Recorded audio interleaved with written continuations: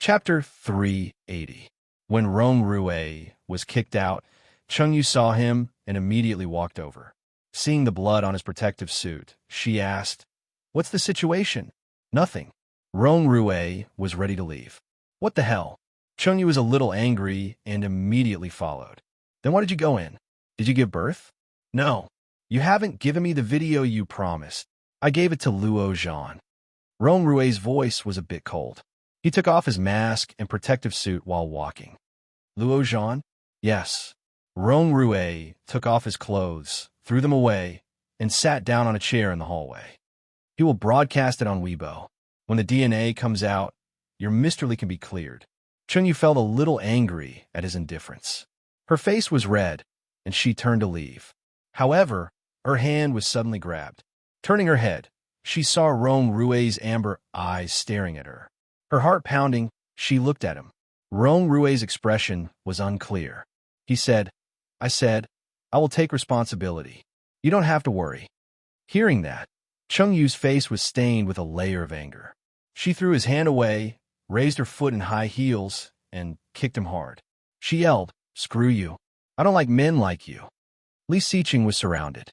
He was surrounded by elders that he had not seen for a long time, friends of his grandpa, friends of his father, and childhood playmates who always liked to tease him for being a blockhead. After toasting them one by one, Li Xiqing drank a dozen glasses of liquor in a row, and his face was a little red. After Li Xiqing was drunk, everyone asked him to bring his wife out to meet people. When it came to Su Qianxi, Li Xiqing's expressionless face became a bit soft. Some people keenly noticed this and started to make a fuss again. Li Xiqing could not win against them, so he picked up his cell phone and dialed her number.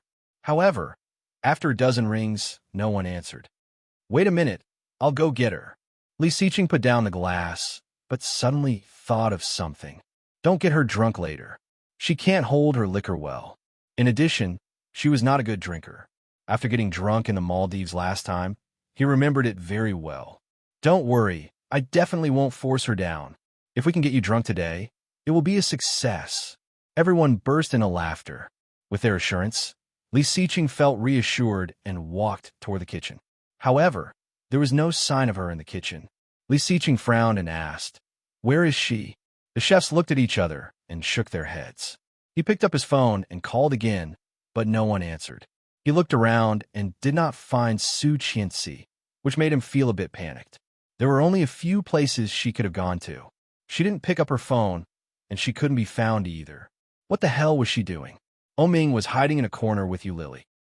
When he saw Li Xiqing walking back and forth a few times, he finally couldn't help but ask, "Hey, what are you doing?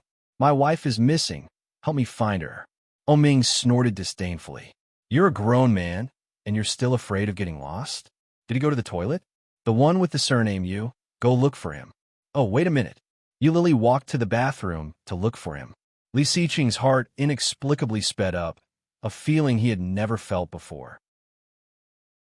Chapter 381. The wind was howling, and it sounded like there was water. Li Xiqing called Su Qianxi. There was no answer. Li Xiqing looked at the phone and found it was Mrs. Li. However, why was no one saying anything? "Where are you?" Li Xiqing asked, but there was still no answer. The phone was hung up, and Li Xiqing was upset. When he was about to call again, he received an MMS message. Looking at the picture, it was a dark night with bright lights.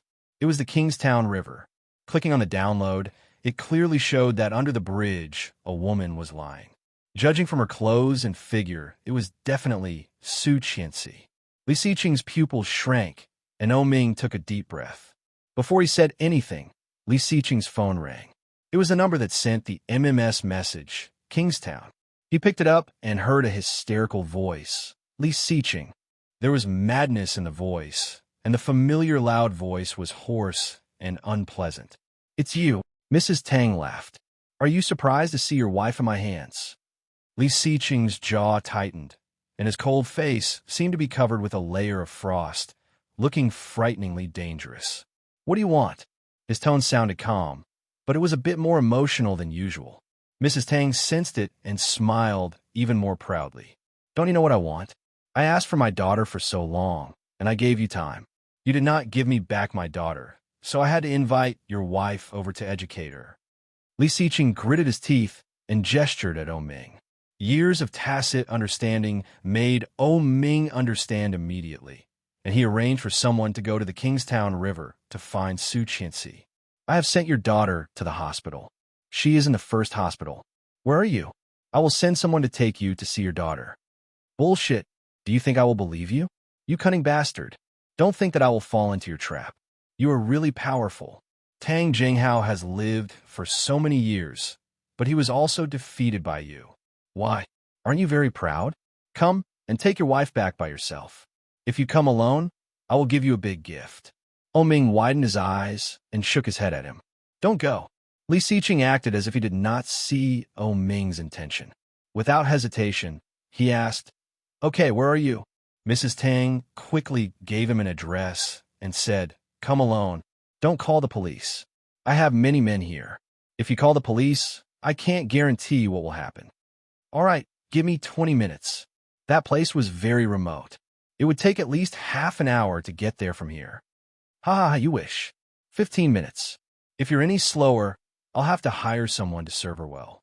Disgusting. The anger in Li Xiqing's heart erupted like a volcano. However, at this time, he could only take a deep breath and say, Okay, I'll be right there. Don't come over. They have guns. A sharp female voice came. It was Su Qianxi. Li Xiqing's heart was about to jump. His calmness, which had been like a snow mountain for thousands of years, suddenly collapsed under Su Qianxi's scream. Chapter 382. Li Xiqing was so anxious that his eyes were red. Hearing the phone being hung up, he suddenly did not know what to do. Ming had known him for so many years and had never seen him like this. He was a bit dazed, but soon he went up and restrained him, yelling, Li Xiqing, calm down. Li Xiqing's hands were trembling slightly. It was so slight that even he did not notice it. However, Ming clearly noticed it. Holding Li Xiqing's hands, Ming was terrifyingly calm. Li Xiqing, look at me. Li Xiqing looked up and suddenly grabbed Ming with great strength. He said, Ming, I'm going out for a while. Don't tell Grandpa or anyone else about this. I'll be back soon with my wife. After that, he left Li Xiqing's hands and ran toward the elevator. Li Xiqing's mind was blank, and the only thing left in his mind was the string of numbers. 15 minutes, 15 minutes. Su Qianxi's sudden yell startled everyone around her, without any warning. The men watching her from both sides came up and covered her mouth. Mrs. Tang hung up the phone and kicked Su Qianxi hard, yelling, Little bitch, shut up. Su Qianxi flinched and struggled. However, both his hands and feet were bound together. No matter how much he struggled, he couldn't move an inch. Be good, and maybe I won't do anything to you. As long as your man gives me my daughter, I won't let anyone rape you. How about it? Isn't it a good deal? Su Qianxi only felt a chill coming from all directions. Shaking her head desperately, she was surrounded by fear. No, I can't. Nothing is impossible. Mrs. Tang raised the gun in her hand and patted Su Qianxi's face. She said with a smile, Now you're scared? Beg me. Weren't you very arrogant at the door of the house? Beg me, and I will let you go. Su Qianxi's tears fell, and she curled up, biting her lower lip and staring at her. Mrs. Tang sneered, You're quite stubborn. Then she looked at the man next to her and asked, Is Monkey here? On the way. Mrs. Tang sneered at Su Qianxi, raised the gun, and wiped it. Looking relaxed, she asked, Have you ever heard of HIV? Su Qianxi was stunned. HIV. Su Qianxi's pupils shrank as fear and panic engulfed her. This was AIDS. It seems that you know what this is. Mrs. Tang raised the gun and slowly loaded it. Pointing the black muzzle at Su Qianxi, she suddenly pushed it forward. Bang! Su Qianxi was so scared that she burst into tears. She immediately looked away, her body trembling because of the shock. The men laughed with Mrs. Tang. Su Qianxi gritted her teeth to stop herself from crying. Her body trembling, she stared at them with her dark eyes. Mrs. Tang enjoyed the look on her face. She stood up and kicked her. What are you staring at, you little bitch? She did not even dare to scream and curled up into a ball. Why aren't you shouting? Keep shouting. Keep shouting. Mrs. Tang kicked Su Qianxi's legs and waist in high heels. Chapter 383. Perhaps because there was no response, Mrs. Tang felt a bit bored. Pursing her lips, she stopped and said, "Why is Monkey not here yet? It's been 3 minutes. I gave him 15 minutes. When he comes, he will think I'm too merciful if he doesn't see this little b asterisk tch being f asterisk kid. What do they want to do? What do they want to do?" Su Qianxi clenched her legs and tried to curl up. Mrs. Tang clearly saw her intention and sneered, "It's useless." A skinny man drove a motorcycle over and quickly stopped nearby. Su Qianxi felt cold and desperate, wrapping her tightly. This man must be Monkey the old woman had mentioned. This was the highway leading to the edge of the city. The vehicles coming here must be ready to go out of the city. At this moment, she could only hope that someone would pass by and save her before they did it. However, at this time, it was already dark and the weather was so cold. Would someone really pass by and save her? The possibility was almost zero. "Boss, I didn't expect that after so many years of seclusion, you would come back. Our gang has been looking forward to your return. In the past few years, without your leadership, our performance has been getting worse day by day." Performance. A bunch of thieves. Talking about performance? Mrs. Tang used to be a thief. She had been locked up for a few years because of stealing. Later, she somehow hooked up with Tang Zhenghao and became the wife of a rich family. Sure enough, a dog could not change its habit of eating sh*t. Su Qianxi knew it clearly and was full of disdain. Hearing Monkey's words, Mrs. Tang sneered. "Didn't you see the news? My man is bankrupt, and my daughter is missing. Don't you think I'm back, you be asterisk cheese?" Monkey was a bit surprised and said, "Isn't your daughter very popular? Look at this." Su Qianxi heard Weibo being refreshed. Monkey said, "Your daughter failed to seduce Li Xiqing and got f asterisk ked by this foreign man." This is a hot topic on Weibo. It was posted less than an hour ago. Look, more than 600,000 likes and 200,000 comments. Looking at the video, Mrs. Tang's face became paler and paler. This was the video that was hacked by Rong Rue in Li Zhao's study. How could there be more? Why is he on Weibo again? "Io, the latest news, your daughter has given birth. She had a cesarean section due to massive bleeding." "Hey, what are you doing? I have my cell phone." Monkey shouted. Mrs. Tang picked up the phone and threw it at Su Qianxi's face. Su Qianxi's face was numb, and the dazzling light came into her eyes. She looked down at the text on the screen. "Post-cesarean section, no blood relationship with the Leaf family." Monkey walked over to pick up the phone, but when he saw Su Qianxi's face, his eyes widened. "Boss, the surprise you said for me is this girl? Wow, so beautiful." Chapter 384. She was sick. HIV. Su Qianxi's face paled even more. She screamed and struggled. "Go away. Go away." Monkey licked his lips and chuckled. That woman was so f asterisk king wicked. She did not even tell me that she was sick. I did not even wear a condom. f asterisk ck. Now, no one in the industry dares to accept my business. Wait, don't tell me you gave me such good stuff because I'm sick? Otherwise, do you think you would have a chance? Ha ha ha ha, it was worth it. Then he was about to lift Su Qianxi up. Mrs. Tang immediately held him down and said coldly, "What are you doing?" "Getting a room." "What do you mean get a room?" "We'll do it here." A man said as he threw a small bottle to him. "Eat this. It'll help you ward off the cold and make you feel good." Monkey was even more excited. He rubbed his hands and said, "Do you want something wild? Oh, this will do."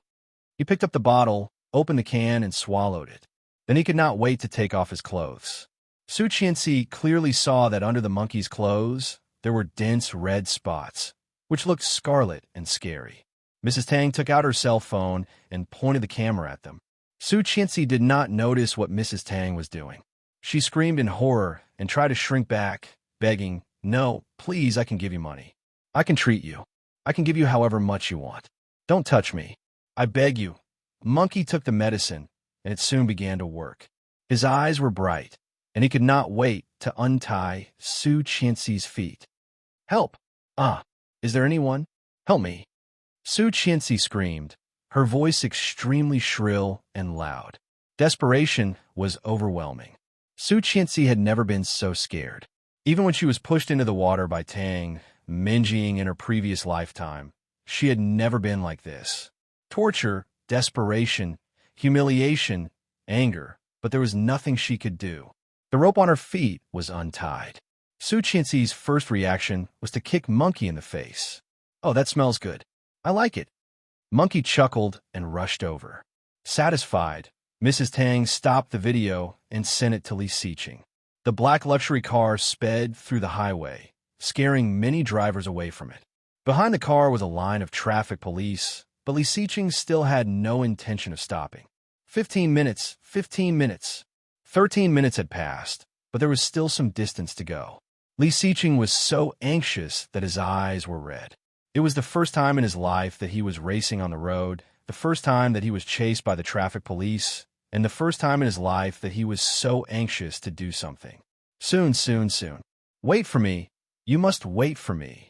Pushing the accelerator to the maximum, the speed soared to 300 kilometers per hour, but it was still not enough. Not enough. For the first time, Li Xiqing hated that he was not driving a sports car. Could he go faster?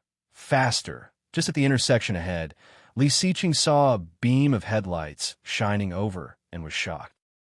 While braking, he madly honked the horn and made a quick U-turn. The car instantly twisted and drifted, and the tires made a loud friction sound on the ground. Chapter 385. The winter in the south was always not as cold as that in the north. At this time, the capital was covered with snow, but it was a rare sunny day in Kingstown. It was the second time that Rong Haiyue came to the Kingstown River. The first time was 22 years ago, when he begged her to go back with him. She cried and called him brother, begging him not to, but he was so angry that he did something irreversible. For 22 years, she seemed to be quiet, but he knew that she always hated him. Stepping on this land again, Rong Haiyue's mood was extremely complicated. More than 20 years ago, these lights were not installed here. There were large patches of grass, and people could not be seen at all. Ah! A sharp cry pulled Rong Haiyue back from his thoughts. He opened the door and got out of the car. Suddenly, a cold wind blew over the river. Rong Haiyue looked not far from where the sound came from. He did not see anything. Listening carefully, it seemed that there was no scream. Walking casually, Rong Haiyue walked forward. His heart was as calm as still water. Help! Ah! Is there anyone? Help me! A sharp cry for help suddenly entered his ears, causing a large wave to suddenly appear on the still water. Rong Haiyue followed the sound and saw a few people standing in the distance. He shouted, "What are you doing?" This voice was like the sound of nature to her. Kicking her legs, she shouted, "Help, help!" Rong Haiyue recognized the voice. Was it Song Yifun's daughter? The girl who spoke sweetly to the boy of the Li family in the kanji shop last time. Blood rushed to his head. Rong Haiyue strode over and shouted, "Let her go." Damn it. Where did this old turtle come from? Trying to be a hero? The two men next to him cursed and turned to face Rong Haiyue. Mrs. Tang was also very angry. Kicking Monkey, she shouted, "Hurry up." Monkey was a bit scared and said, wait, I haven't found the feeling yet." Rong Haiyue rushed up and knocked one of them down without any explanation. He grabbed him and then kicked the other man. His movements were smooth, bold, and ruthless. At first glance, it was obvious that he was a martial artist. Monkey was even more terrified. Seeing this, Mrs. Tang yelled, "You do what you do. I'll deal with this guy." With that, he walked forward, raised the pistol in his hand, and shouted, "Don't move." When Rong Haiyue saw the gun, he threw the man away, raised his hands, and stopped moving. Su Qianxi recognized that he was Rong Haiyue. She was a bit surprised, but at this moment, she had no time to care about anything else. Looking at the monkey in front of her, she gritted her teeth and whispered, "Do you want money? I can give you money. 1 million. Is that enough?" Monkey was a little moved. He looked at her and asked, "Really?" She was pleased and continued to tempt him. "My husband, is Li Siqing. He is very rich, the richest man in Kingstown. Have you heard of him? Let me go, and I will give you money. If 1 million is not enough, then 5 million, enough for you to spend for the rest of your life. Okay? Mother asterisk cur. Mrs. Tang cursed and stepped on Su Qianxi's foot. Chapter 386. Meng was a bit moved. Although this woman was beautiful, women were everywhere. 5 million. He had never seen so much money in his life. Mrs. Tang was furious and yelled, "Monkey, what are you waiting for? I am Mrs. Tang. It's only 5 million. I'll give it to you. When Li Siqing comes, you won't have the chance to enjoy such a beautiful woman." The two men who had been knocked down by Rong Haiyue had already climbed up and rushed at him. Don't believe her. The Tang family is bankrupt. The Tang family has long been acquired by the Li family. She is nothing. If she had money, why would she go to such a cheap woman like you? Su Qianxi yelled. At the same time, the two men behind Rong Haiyue surrounded him. One grabbed his neck, and the other went around his front and punched him in the stomach. Mrs. Tang was furious. Turning around, she walked toward Su Qianxi, grabbed her hair, and slammed her against the railing. Little bitch! His head banged against the stone, making a dong-dong sound. Rong Haiyue took a solid punch, but when Mrs. Tang turned around, he slammed his head against the man in front of him. Grabbing the hand behind him, he pulled Rong Haiyue over and hit the man in front of him. Mrs. Tang felt something was wrong and immediately turned around, but Rong Haiyue had already rushed over. Startled, she stepped back, and Mrs. Tang's hand shook. Bang. A loud gunshot rang out. Ah! Su Qianxi was dazed. Hearing the gunshot, she trembled, especially when she saw the blood dripping down. Her eyes rolled back. She collapsed and lost consciousness. Mrs. Tang was scared and immediately pushed Rong Haiyue away. She looked down at the blood on her hand. Throwing the gun away, Mrs. Tang's hand was shaking. I killed someone. Mrs. Tang stared at Rong Haiyue. Rong Haiyue staggered, his face pale. Covering his bleeding arm, he picked up the gun in his hand. He was so calm that he did not look like someone who had been shot. He said, "Let her go." F***CKU. Someone behind him shouted and threw Rong Haiyue to the ground. Rong Haiyue fell hard to the ground, and the gun in his hand flew out. Not far away, a car drove over. Mrs. Tang was shocked and yelled, "Someone's coming." A few cars surrounded them from the left and right.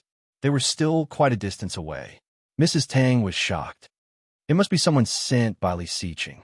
Damn it.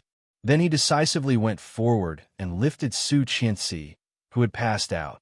I told him to come alone, but he called so many people. He's forcing me to kill her. Mrs. Tang was fat, but she was strong. She lifted Su Qianxi to the railing of the bridge. Rong Haiyue was pressed down, and a man sat on him and punched him hard. Seeing this, his heart skipped a beat, and he shouted, "What do you want to do? Die." Mrs. Tang threw her hard, and Su Qianxi's body quickly fell. Soon there was a splash. When Rong Haiyue saw Su Qianxi being thrown into the water, the pain in his body seemed to disappear. There was only one thought in his mind. Save her! Save her! Chapter 387. 6 cars stopped and surrounded the place. Mrs. Tang had nowhere to run, and the 4 of them were arrested. "Where is she?" the leader of the group yelled. Mrs. Tang sneered. "Who is it? I don't know what you are talking about." "Boss, there is blood on the ground." Someone yelled. We did not find Mrs. Tang. There was blood on the ground, but no one was hurt. Looking around, a horrible idea suddenly came to his mind. The leader of the Li family immediately yelled, "Get into the water and find her." The black Maybach hit the railing, and Li Siqing lost consciousness.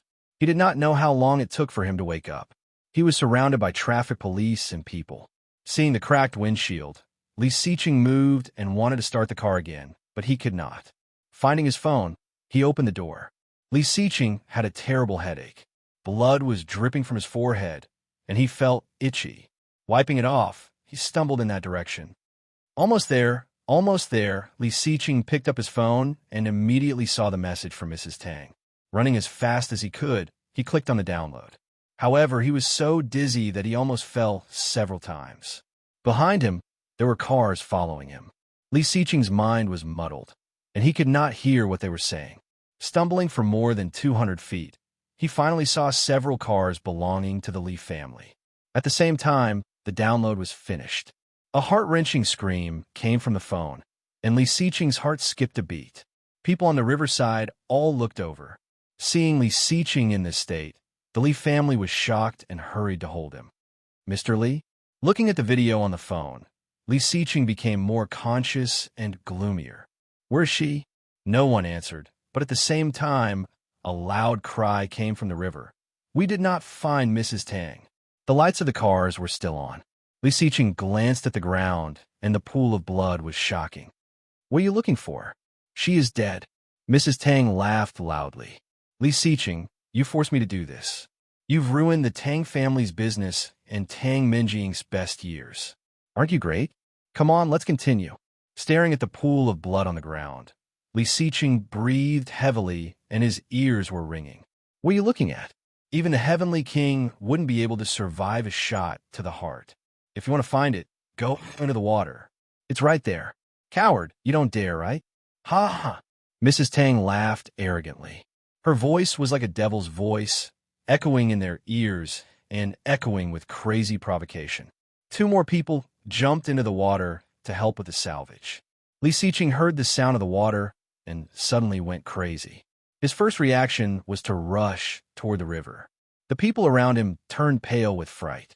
They quickly held him down and shouted, "Someone's going down, he's going down." Li Xiqing seemed to have calmed down, and the man's voice became softer. For people have gone down. If you go down like this, you will only get yourself killed. Do you want Mrs. Tang to see your dead body when she comes back? Perhaps the man's words worked. Li Xiqing calmed down. When he let go of the man, Li Xiqing rushed toward Mrs. Tang. A solid fist fell on Mrs. Tang's face. Mrs. Tang screamed and leaned back. She was caught again. Chapter 388.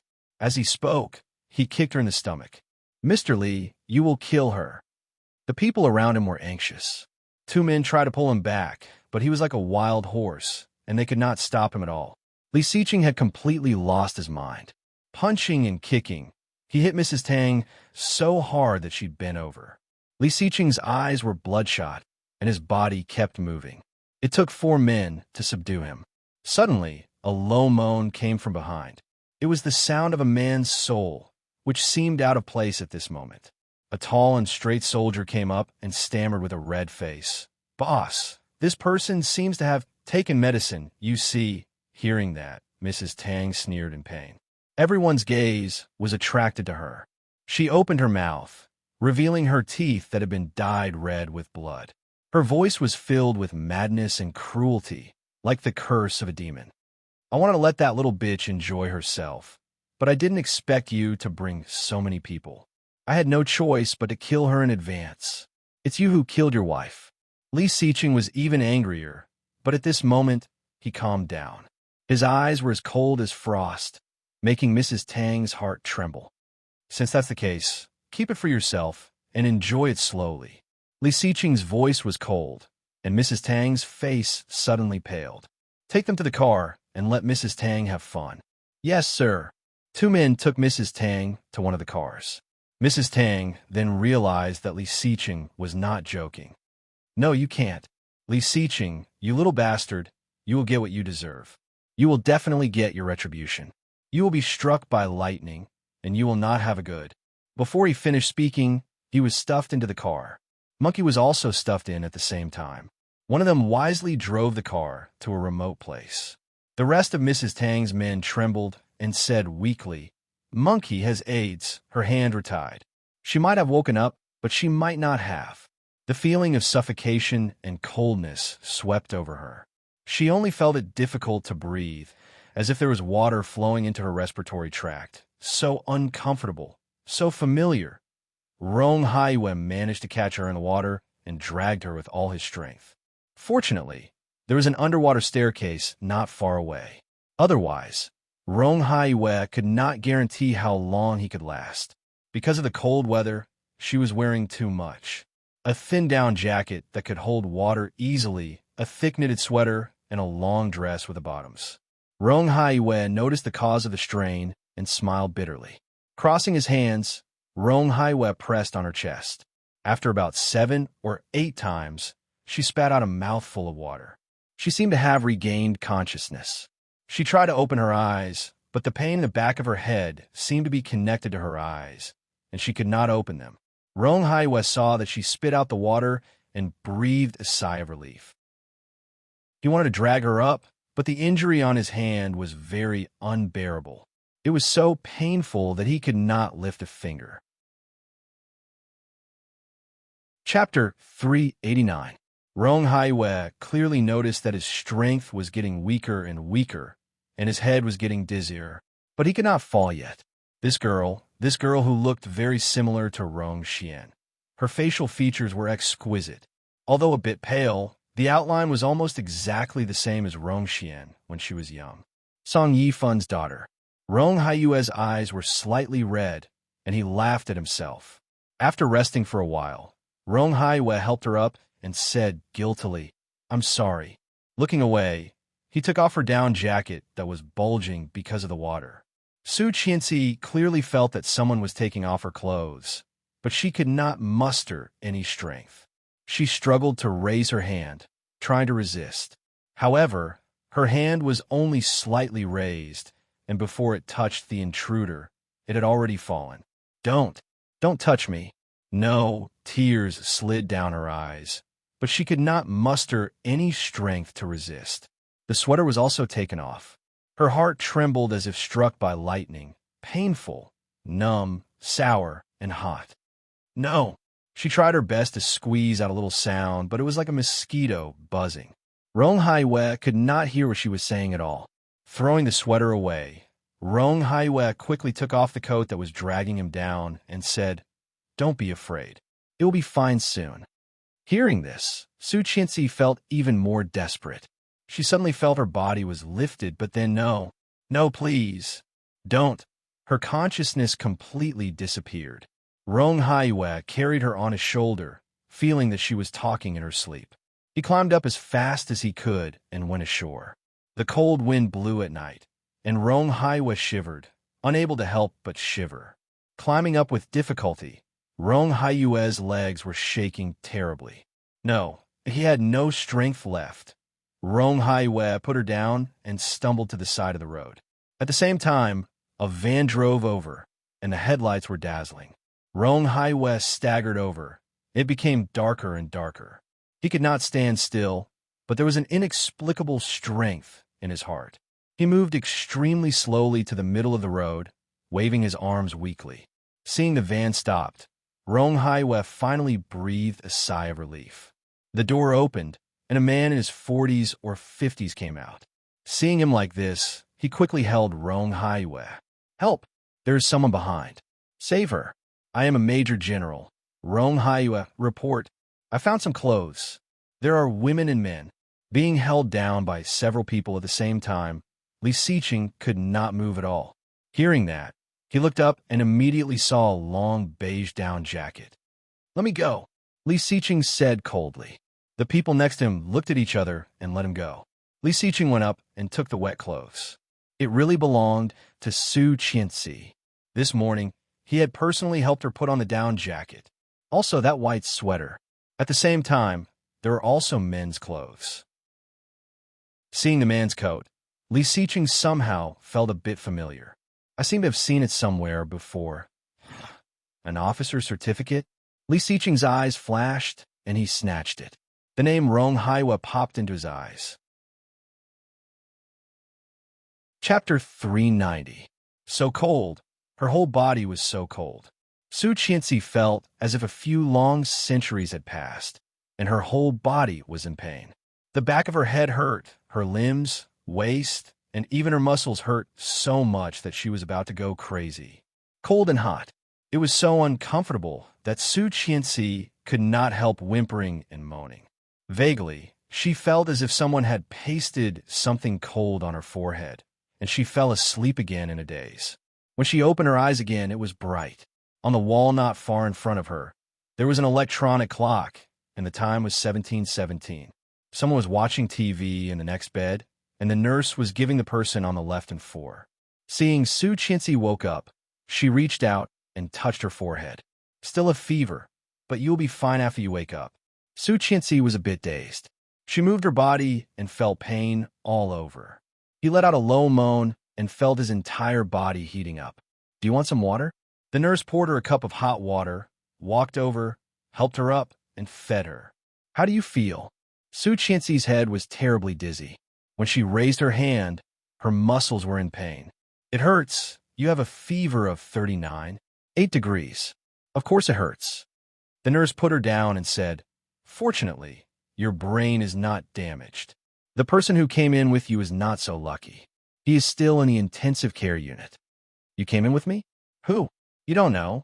The nurse changed her medicine and said, Yesterday, a kind-hearted uncle sent you here. I thought that person was your father or some relative. He looked to be in his 40s. He was shot and lost a lot of blood. He even dragged you out of the water. Otherwise, you would have been dead. Su Qianxi immediately thought of that person and whispered, Rong Hai Wei. Oh yes, that's the name. I have called his wife to come over. The nurse changed the water. I will get the medicine for you. Thank you. Su Qianxi's voice was as low as a mosquito. His body felt as if it was being pulled, accompanied by waves of heat waves that assaulted him. Su Qianxi subconsciously moved her legs. The pain in his crotch was even more intense than the pain in his hand. With unspeakable fear and despair in her heart, she struggled to turn over, biting her fist, and burst into tears. She was raped by that monkey with AIDS. Ever since she was a child, she rarely got sick. She had never had such a high fever before. Was she also infected with HIV? What should she do? Was she about to die? But she was only 21 years old. She didn't want to die. She still wanted to give birth to Mr. Li's child. She still wanted to celebrate Grandpa's birthday. She still wanted to live a little longer. The more she thought about it, the more she couldn't stop her tears. Curling up, her shoulders trembled. This was an incurable disease. No medicine could cure him, and he would die a horrible death. In the face of sudden death, Su Qianxi was caught off guard and lost her mind. What would she do? What would she do? Su Qianxi bit her fist and sobbed, not daring to cry out loud. When the nurse came back, she was shocked to see her crying like that. What's wrong? Is it very uncomfortable? Here, take the medicine. Su Qianxi shook her head and was quickly helped up. The nurse poured her some hot water. Su Qianxi held a dozen pills of different colors and found it difficult to swallow. Chapter 391. Retching a few times, she spat out some stomach acid and nothing else. Since noon yesterday, she had only drunk a glass of water. She was so dizzy that not long after she lay down, she fell asleep again. When she woke up again, it was already past 8 p.m. Su Qianxi felt that her hand was held and moved, waking up the man who had fallen asleep. He reached over and touched her forehead, and then himself, frowning. Looking at him, she was a bit dazed.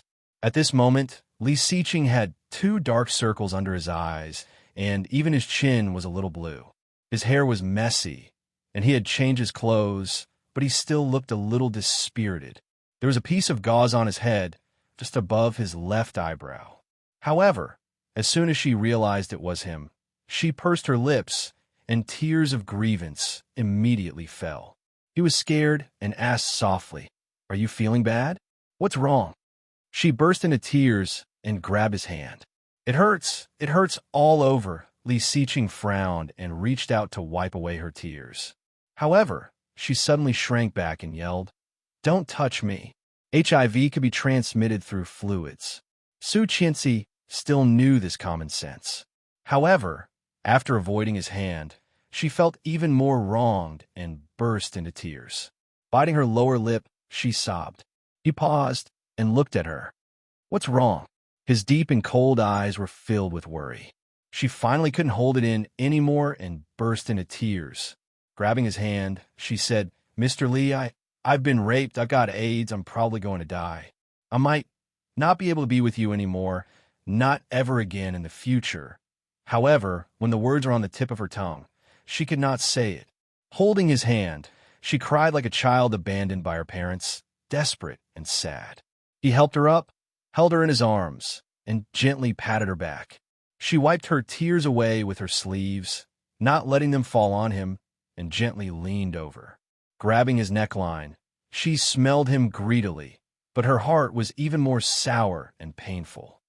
It's okay. That old woman has been arrested for intentional homicide.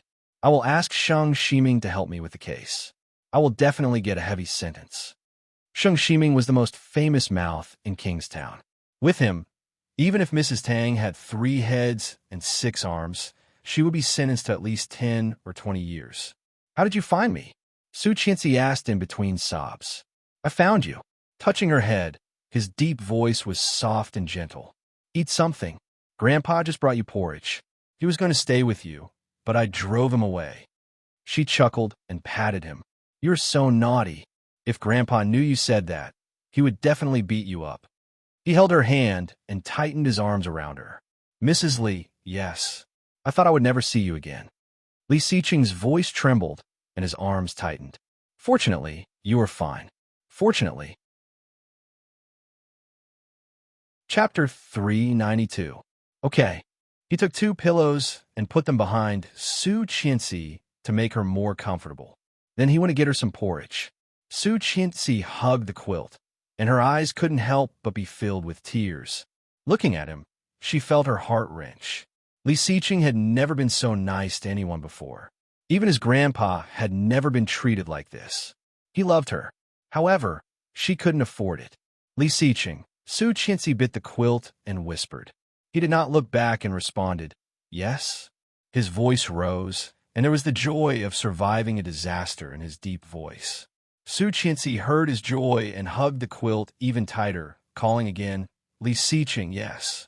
He looked back at her and found that she was already in tears, looking at him. Walking over with the hot porridge, he gently put it on the table and said gently, it's okay. Don't cry. Then he reached out to wipe away her tears like before. Su Qianxi dodged and buried her head in the quilt. Her tears fell into the quilt. He thought she was scared after the event. But no, she was not afraid of that. Not, good girl, eat some porridge.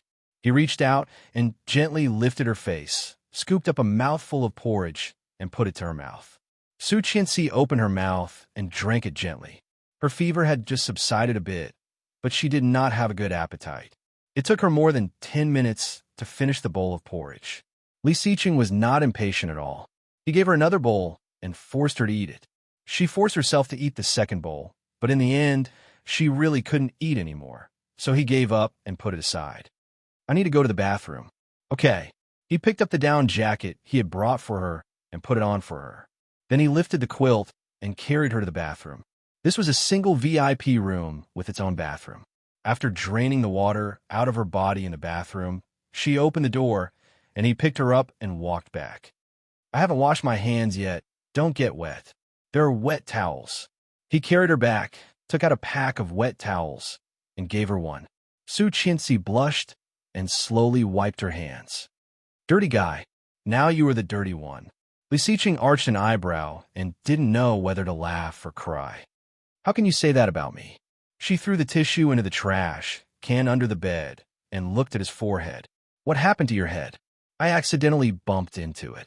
He reached out to help her take off her down jacket. Lie down a little longer. Su Qianxi knew that he was trying to change the subject, so she pushed him and questioned, can you pretend to be like this if you're not careful? I'm unlucky. I'm bleeding, so I can only wrap it up. His voice was calm, but there was a hint of helplessness in it. Okay, I'll just have to believe it. However, she still refused to take off her coat and said, Rong Haiwei saved me. Yes, I know. Where is he now? He was shot. I heard he lost a lot of blood and is in the intensive care unit. Yes, I want to see him. He's better than you. Chapter 393. After the wound was treated and the blood transfusion was done, there was no big problem. I want to see him. Take me there. It's not convenient. What's not convenient? Su Qianxi asked and then thought of something. She pouted and said, "What? He is old enough to be my father. I won't have anything to do with him." Hearing that, Li Xiqing felt a little helpless. He reached out and pinched her nose, saying, "In your eyes, am I this kind of person? Isn't it? I heard that his wife just arrived from the capital. He's been in Kingstown for half a month. They must have a lot to talk about." "Oh." Su Qianxi nodded. "Okay, take me to see him tomorrow." "Okay." He agreed and reached out to take off her coat. "Sleep a little longer." "I'm not sleepy." Su Qianxi pushed his hand away. "How long have you not slept? Look at your dark circles." Touching his face, she felt sorry for him. "Come up and sleep for a while." "I'm not sleepy. The bed is too small." "It's not small. I'll sit for a while." "No." She wanted him to sleep on the bed with her. "How about you go back to sleep?" "No." "Then I'll leave the hospital. Let's go back together." "No. Your fever hasn't completely gone down. You had a high fever." Su Qianxi flared up. "Then what do you want?" Li Xiqing glanced at her and reached out to touch her forehead.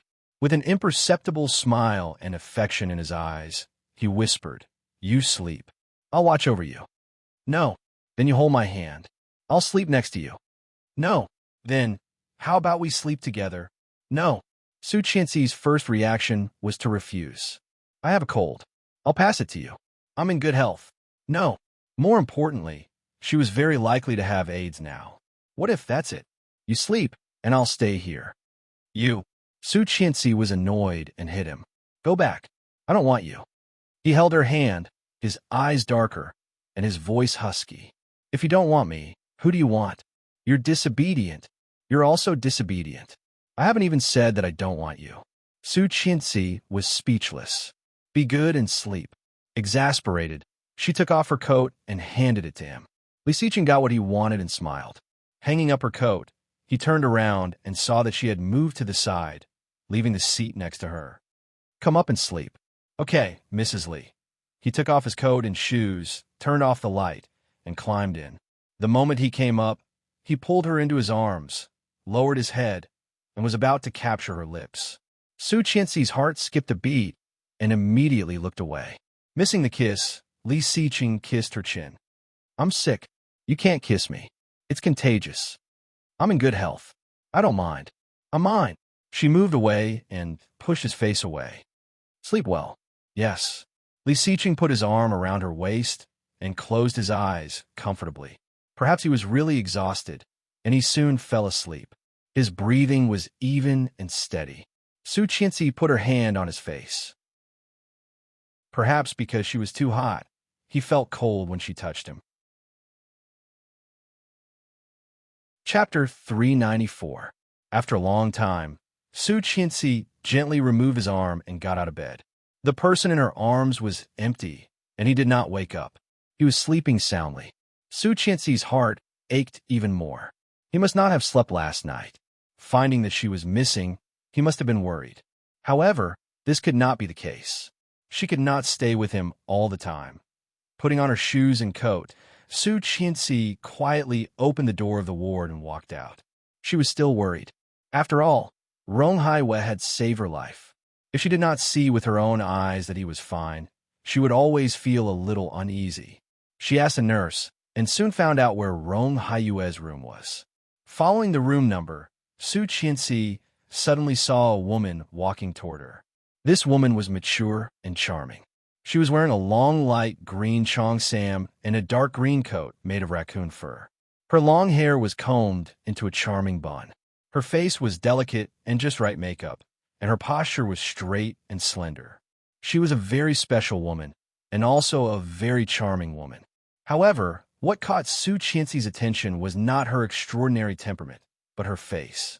She had seen that face before, and not just once. Rong Xian. That was Song Yifan's good days, the love of Sheng Ximing's heart. Su Qianxi's impression of her only stopped at the old photo in Song Yifan's wallet, which was a vibrant girl with a flowery smile. She never thought that one day she would actually see the real person. When seeing Su Qianxi, the woman was obviously also dazed and recognized who she was at a glance. Rong Xian's expression was a bit indifferent. She nodded slightly at Su Qianxi, but it was just a polite greeting. In a flash, she walked around Su Qianxi in high heels. At the moment when she passed by her, Su Qianxi's heart was instantly set off a storm. Rongxian. It was not a question, but a confirmation. Rongxian stopped and looked over. Su Qianxi thought that she would ask, "How do you know my name? Or do you know me?" At the very least, he would ask, "Who are you?" However, to Su Qianxi's surprise, Rongxian just glanced at her coldly. Her voice was cold and distant, without any warmth. She said, "Don't call me by that name. It's disgusting." After saying that, he turned around and left. Su Qianxi was dazed and looked at her back incredulously, watching her disappear at the corner of the corridor. Indifference. It was not the coldness of Li Siqing, but an inexplicable malice. That kind of malice was like a sharp knife, cutting away the extravagant hope she had for her so-called mother. She was her mother. There was no doubt about it, just by looking at his face. But why would she have evil intentions towards him? It was not until 10 seconds after Rongxian left that Su Qianxi suddenly realized what she had done. She should have asked Su Qianxi why she abandoned Song Yifan, why she left alone, why she abandoned her daughter, why she married Li Siqing, and why she became the illegitimate daughter of the Su family. Su Qianxi had a million questions in her heart, but because of that sentence, she forgot everything. Su Qianxi struggled to catch up, looking for Rongxian in the crowd. Chapter 395. After searching for a while, Su Qianxi went back the way she came. She walked to Rong Haiyue's ward and knocked on the door. There was a quick response. "Come in." It was Rong Haiyue's voice. Su Qianxi walked in, and Rong Haiyue's eyes lit up. However, when he saw her, there was a trace of imperceptible disappointment in his eyes. He smiled and said, "It's you." It was this girl. He had almost mistaken her for someone else just now. Su Qianxi nodded and said sincerely, "Thank you for last night." "You're welcome. If it were someone else, I would have saved them as well." "So, it was not because you looked like her."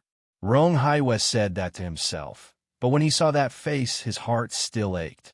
Su Qianxi walked over and glanced at his arm, which was obviously wrapped in gauze. She bowed deeply. "I'm sorry that you got hurt." Rong Haiyue quickly helped her up and said, "I said if it were someone else, I would have saved them as well. In a situation like last night, I don't think anyone would sit back and do nothing. What's more, I am a soldier." "I know. It's good that you know. Soldiers are the embodiment of justice. As a soldier, if I did not even help when something like that happened, wouldn't it be too useless and a waste of my identity as a soldier?" Rong Haiyue pretended to be proud, but after he said that, he suddenly realized that he had unconsciously used the way he usually coaxed his daughter. Su Qianxi wanted to laugh, but she couldn't help tearing up. Thank you so much. You child." He chuckled, but his fists hidden under the quilt were slightly clenched. She was so similar, exactly like Rongxian when she was young. Frank, pure, kind, and upright. What a good child, but why was she Song Yifan's daughter? Rong Haiyue was a bit disappointed. Looking at her, he pretended to ask casually, "Did your father come to see you?" "He is in London. My husband probably did not tell him about it." "Business trip?" "Performance." "Oh, that's good. Mr. Song is a very good musician. Our neighbor's child especially admires him." Su Qianxi smiled, her eyes sparkling as she nodded. "I also admire him very much. My father is the best." "Yes." Rong Haiyue lowered his eyes to hide his loneliness. "Mr. Rong, is it convenient for you to give me your contact information?" Rong Haiyue was a little surprised, but he quickly agreed and turned to the table to flip through the paper. But there was no such thing. Rong Haiyue was a little embarrassed and said, "You should tell me your number. I will call you." She told him Li Siqing's number and quickly added, "This is my husband's number. I don't know where my cell phone is. I will get a new card later." "All right, can you tell me yours too?" She then told him her number and looked at the time in the ward. It was almost 10 p.m. "It's too late. I'll go back now. Good night, Mr. Rong." "Good night, rest early." She nodded gratefully and quickly walked out, closing the door behind her. Back in the ward, Li Siqing sat on the edge of the bed with his phone in his hand, looking sleepy. Chapter 396. Okay. She walked in, took off her coat, and climbed into bed to put her arms around his neck. How come you're awake? He turned around and hugged her, whispering, What did you say? I thanked him, apologized, left my phone number, and came back. Okay. Touching her forehead, he glanced at the time. Are you hungry? Do you want something to eat? No, I don't have an appetite. Then take the medicine.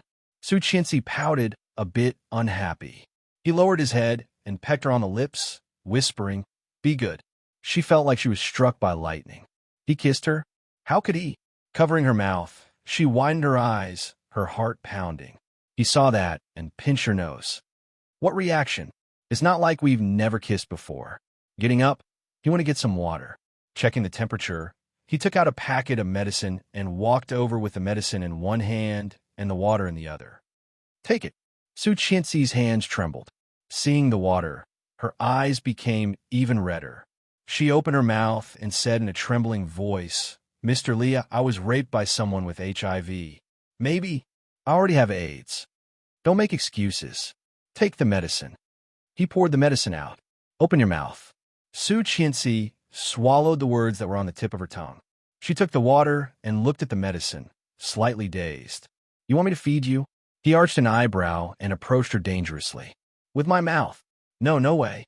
She immediately put the medicine in her mouth and swallowed it with the water. Sleep. He climbed onto the bed and pressed her down. The bed was a bit small, and it was a bit crowded for two people. She could not fall asleep because she had something on her mind. And because Li Xiqing had slept for almost half an hour, he was also not sleepy. Mr. Li, yes. If one day I have a terminal illness, will you still want me? Yes. What if I get it soon? Yes. I'm going to die soon. Li Xiqing did not speak. He reached out and lifted her face. The light in the ward had been turned off by Li Xiqing. The faint light from the glass on the door shone into the pair of cold and deep eyes, making them look even more magnificent and bottomless. Then I'll die with you. The voice was low and deep, as if it was an ancient voice that had traveled through thousands of years. It reverberated in her mind and did not disperse for a long time. Su Qianxi's heart raced. Her tears fell uncontrollably. She immediately wiped her tears away, fearing that they would fall on him. Choking, she asked why. We are husband and wife, silly girl. He gazed at her with his deep eyes. I only have you as my wife. Without you, what's the point of living? Su Qianxi lowered her head, put her arms around his waist, and cried, Mr. Li, I'm telling the truth. You think I'm lying? Li Xiqing held her in his arms and pulled her head closer to him. At this distance, in this position, she could clearly feel the vibration of his vocal cords. I'm very serious, Mrs. Li. Last night, when he thought she was really killed, his heart was empty. The only thought in his mind was to be with her together. Chapter 397. Fortunately, he did not jump. Fortunately, she was fine. Su Qianxi leaned in his arms and said in a muffled voice, You can marry again. If I die, will you marry again? Su Qianxi was dazed. Would he? Would he? No. If he really went ahead of her, she would not hesitate to die with him. Her heart skipped a beat as she tightened her grip on him. She loved him for 2 lifetimes. However, he never said that he loved her. It turned out that he had such feelings for her. Did he have such deep feelings for her? Su Qianxi hugged him, tears streaming down her face. She sniffed and deliberately said, Of course you are dead. Why should I stay with you? It's disgusting to stay with a dead body.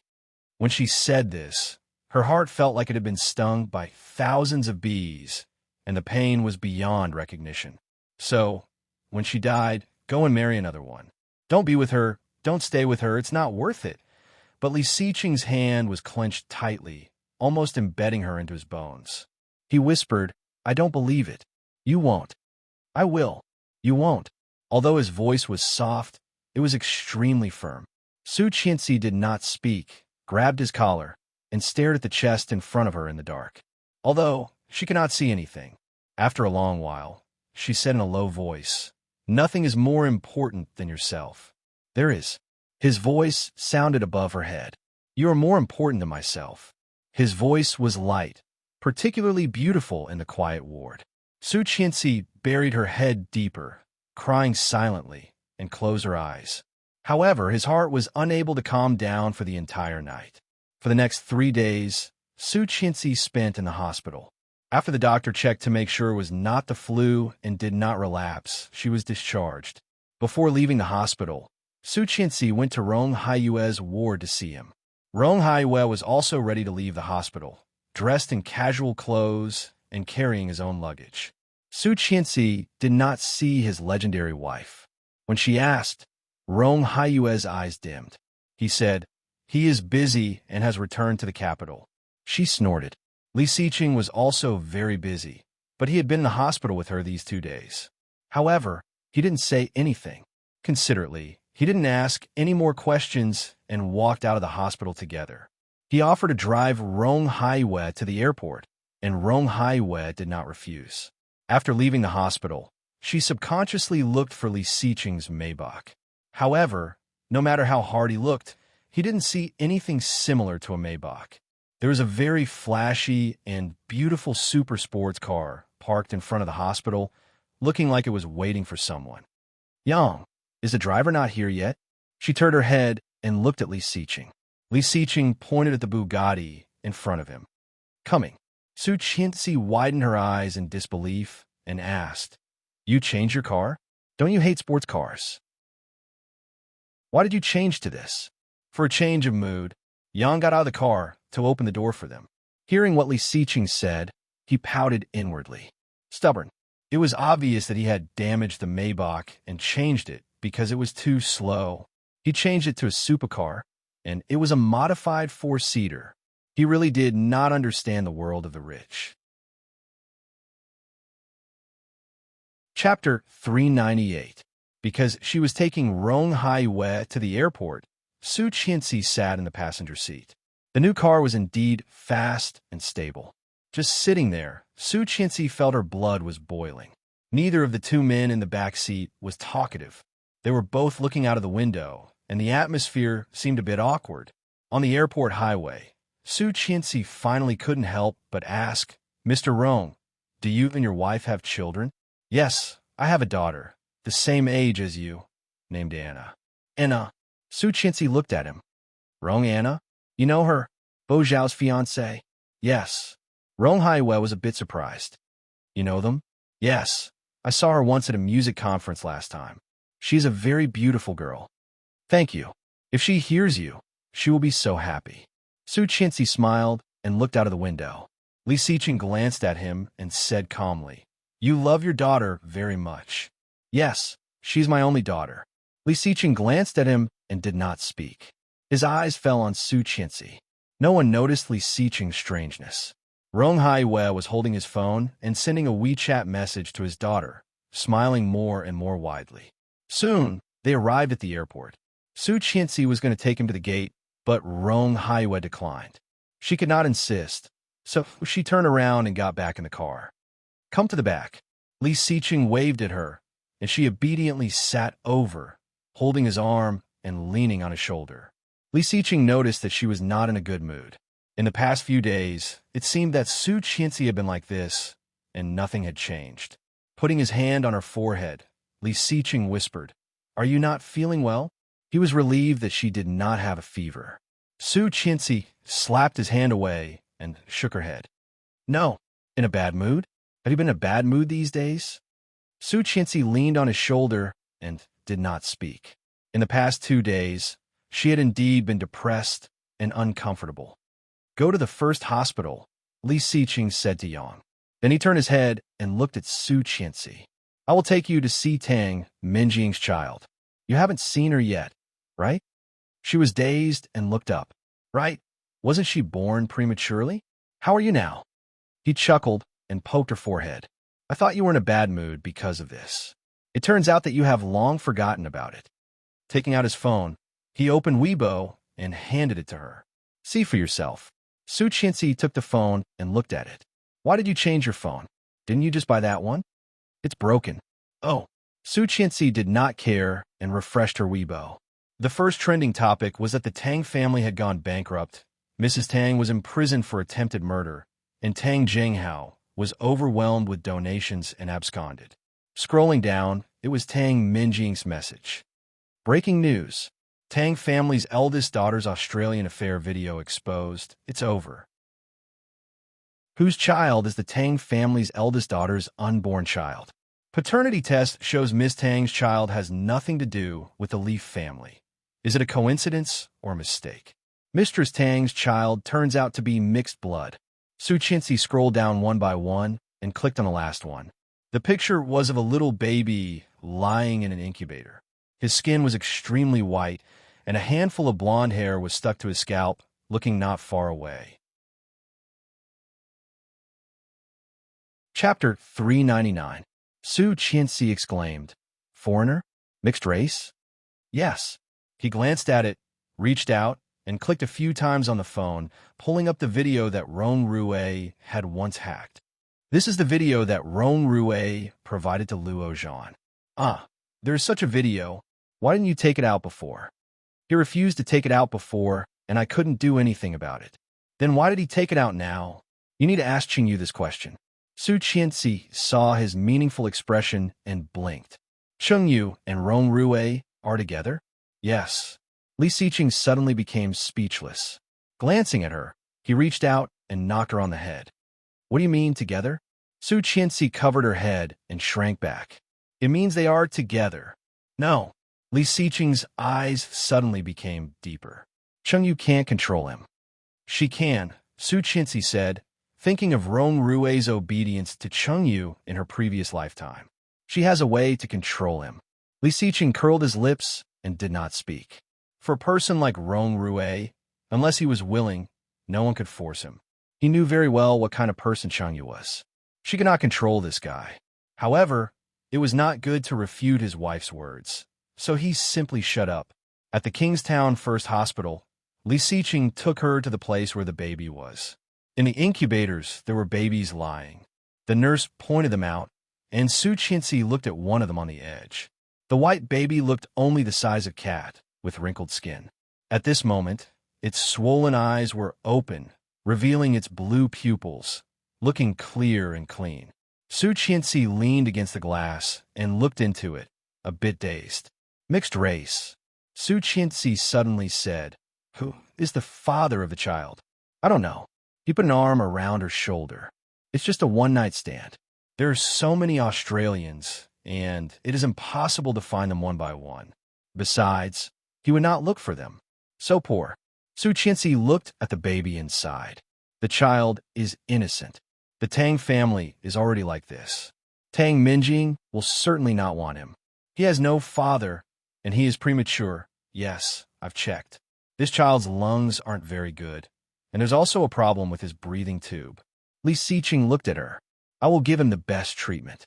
When he is well, he will be sent to the welfare home." "Send them to the orphanage?" Su Qianxi looked up and found it hard to believe.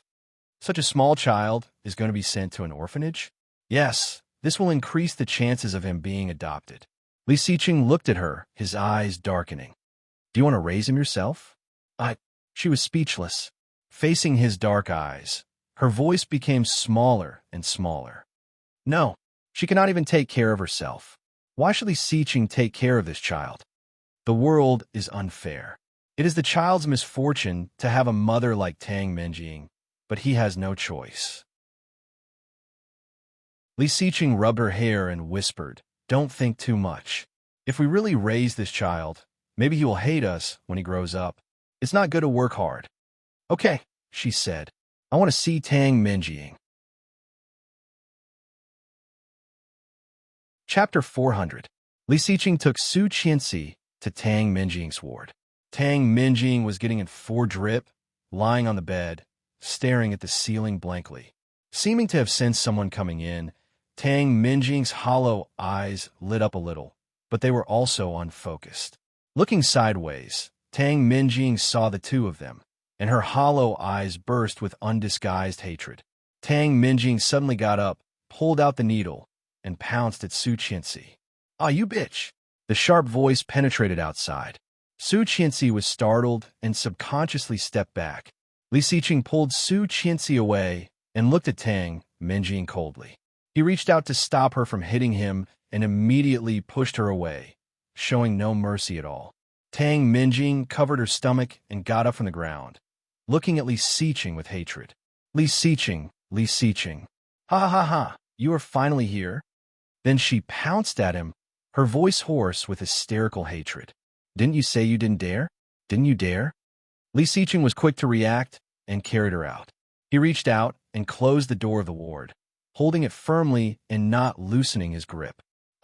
Open the door, Li Xiqing, you coward bastard. Tang Minjing pulled the door handle hard, but no matter how hard she tried, the door would not budge. She stopped pulling and leaned against the glass door, staring at Li Xiqing and roaring, "Come on, kill me. Li Xiqing, you coward, coward." Li Xiqing's eyes were wide open, and he was about to explode. As she roared, she kept slapping the frosted glass door with her hands, leaving bloody handprints on it. Su Qianxi was scared, curled up in Li Xiqing's arms, looking at the door in shock. There were bloody handprints on the glass door one after another. Frightened, Su Qianxi buried her head in Li Xiqing's arms, grabbed his clothes, and said, "Call the doctor, call the doctor." Tang Minjing had a cesarean section. Under the violent movement, the wound split open and bled, and the situation was not optimistic. Su Qianxi watched her being sedated and pushed into the operating room, a bit dazed. "Let's go home." He took her in his arms. Scared, she came back to herself, gently shook her head, and looked up at him. "Let's go home." "Yes." After leaving the hospital and getting into the car, Li Xiqing received a call from the old house. "Yes, I've been discharged." "All right. Tomorrow. She's not feeling well now." "Okay." He hung up the phone and said, "Grandpa asked you to go to the old house, but I refused." "Okay." She was really not in the mood now. Leaning in his arms, she did not move. When she got home, Nanny Rong had already made dinner. She had specially made appetizers and porridge for Su Qianxi. Su Qianxi ate some and soon fell asleep. Lying in bed, she did not know how long she had slept. When she woke up, it was already midnight. Li Xiqing was not there. She checked the time, and it was past 11 p.m. Barefoot, she opened the door and walked out. She immediately saw Li Xiqing in pajamas, standing next to the railing, talking on the phone. Seeing her coming out, Li Xiqing immediately looked at her feet. Frowning, he pointed at her feet unhappily. Chapter 401. Li Xiqing walked in and saw her lying down again. He sat on the edge of the bed and spoke fluent Italian. Su Qianxi understood, lifted the quilt, and looked at him. After he hung up, she asked, "Are you going on a business trip?" "Yes, I may have to go to Italy." "When?" "The day after tomorrow." Li Xiqing got under the quilt and held her head. "I'll be back soon, in 3 to 5 days." "Okay." Su Qianxi was a bit disappointed and looked at him. "Are you going to Venice?" "No." Li Xiqing chuckled and pinched her little face. "I'll take you there in the future. I have something to do there this time." "Okay, go to sleep." Li Xiqing held her and kissed her forehead. "We'll go to Grandpa's tomorrow." "Yeah." Su Qianxi grabbed his shirt on the side of his waist and looked down. Venice, Italy, the romantic capital of water. She wanted to go, always wanted to go. But it was good that he was going on a business trip. She had always wanted to do something, but did not dare to do it. If he went to Italy, she could check it out. What if? The light was turned off, and Li Xiqing soon fell asleep. Even breathing came from the top of her head into her hair. However, her grip on his hand tightened. He fell asleep. In the past few days, he had not touched her at all. Even kissing was very, very rare. Although she resisted his kiss, she knew that she was very likely to have AIDS, so she refused his touch. However, he did not have any feelings for her at all. Could it be that he already knew that she was being raped, but he did not say anything? Thinking of this, she shrank even more, moved her hand away from him, and moved back. So, he did not touch her because he could not get over it, right? Su Qianxi felt a lump in her throat, but she gritted her teeth and did not make a sound. She shifted her body and reached out for her phone. As soon as she pressed the screen, Li Xiqing moved and was woken up by her. A big hand came over and pulled her into his embrace. He whispered in her ear, "Can't sleep?" Yeah, I slept too much.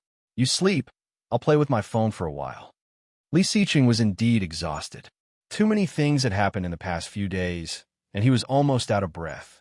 Hearing her words, he responded in a low voice, let go of her hand, and said, "Don't be too late." As soon as the big hand moved away, Su Qianxi's heart felt empty, and tears of grievance overflowed from her back to him. Yeah, she responded in a low voice, with an imperceptible tremor. Not noticing, Li Siqing turned his back and closed his eyes. Su Qianxi bit her fist and let the tears fall. She forced herself not to make a sound. Her body was tense and motionless. After Li Siqing fell asleep again, she took out her phone, opened the browser, and typed in the keywords. Age transmission route. Hundreds of articles popped up, and she clicked on one of them. Asterisk, asterisk, asterisk, blood, mother and baby. In daily life, shaking hands, touching, and sleeping would not cause any problems. Kissing and hugging would not spread the virus. Saliva, sweat, and tears would carry a little bit of the virus, but it would not lead to infection. Seeing this, Su Qianxi was reassured. He continued to search for the early symptoms of AIDS. Chapter 402. Some people had the same symptoms as the early stage of AIDS, but it was not necessarily AIDS. AIDS must be tested. Behind her, Li Siqing woke up again. Startled, Su Qianxi exited the browser and immediately deleted her browsing history. She put the phone aside. He turned around and looked at her. In the dark, he looked even more mysterious. Su Qianxi saw it and asked in a low voice, "What's wrong?"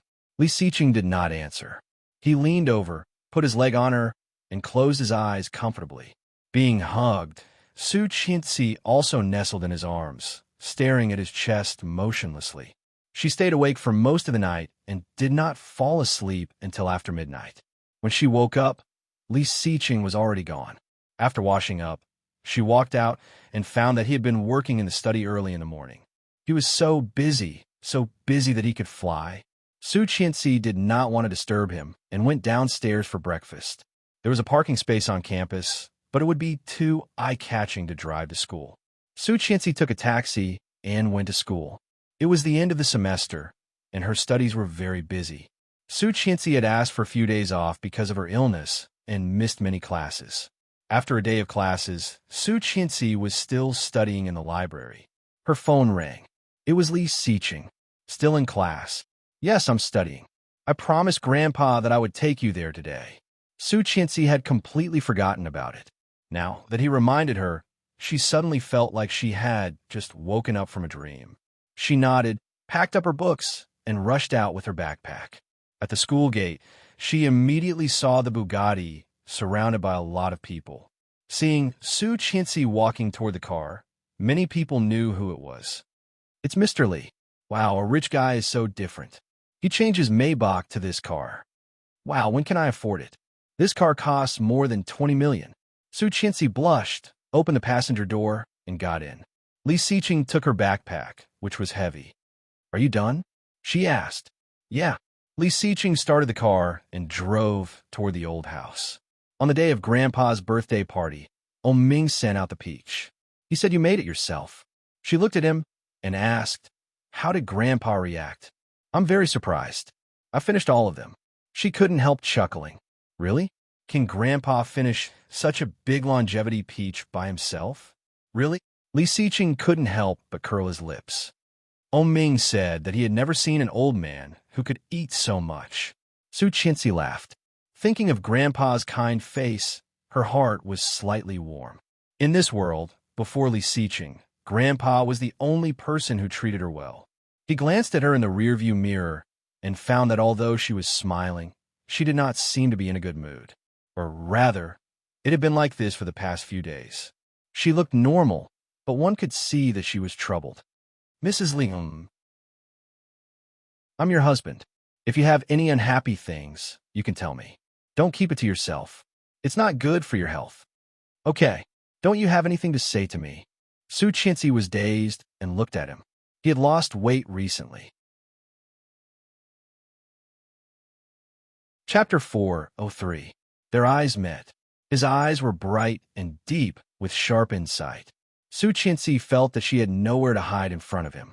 Quickly looking away, she shook her head. No. Li Xiqing pursed his lips and did not ask more, driving quietly. He could see that she was in a bad mood. If he asked more, it would only be counterproductive. When they arrived at the old house, it was time for dinner. Lu saw them coming from a distance and greeted them with a basin of water. She complained, "Why did you come back so late? Today is the New Year's Eve. Come and get rid of the bad luck. God bless us." Lu dipped a stick of mugwort in the water and threw it at them. There were grains and charms in the basin. Su Qianxi and Li Xiqing stood at the door after Lu threw the water at them. Captain Li saw Su Qianxi coming in and felt sorry for her. He said, "Oh, Qianqian, how did you lose so much weight?" Su Qianxi was dazed. Had she lost weight? She couldn't help but think of a characteristic of AIDS, extreme thinness. Grandpa could tell at a glance that she had lost weight. How skinny was she? Su Qianxi touched her face and looked at Li Xiqing behind her. Qin Shuhua saw Li Xiqing and said to her father-in-law, "Xiqing is the one who has lost a lot of weight. He has been in the hospital with Su Qianxi for the past 2 days. The company is so busy. Dad, you are too biased.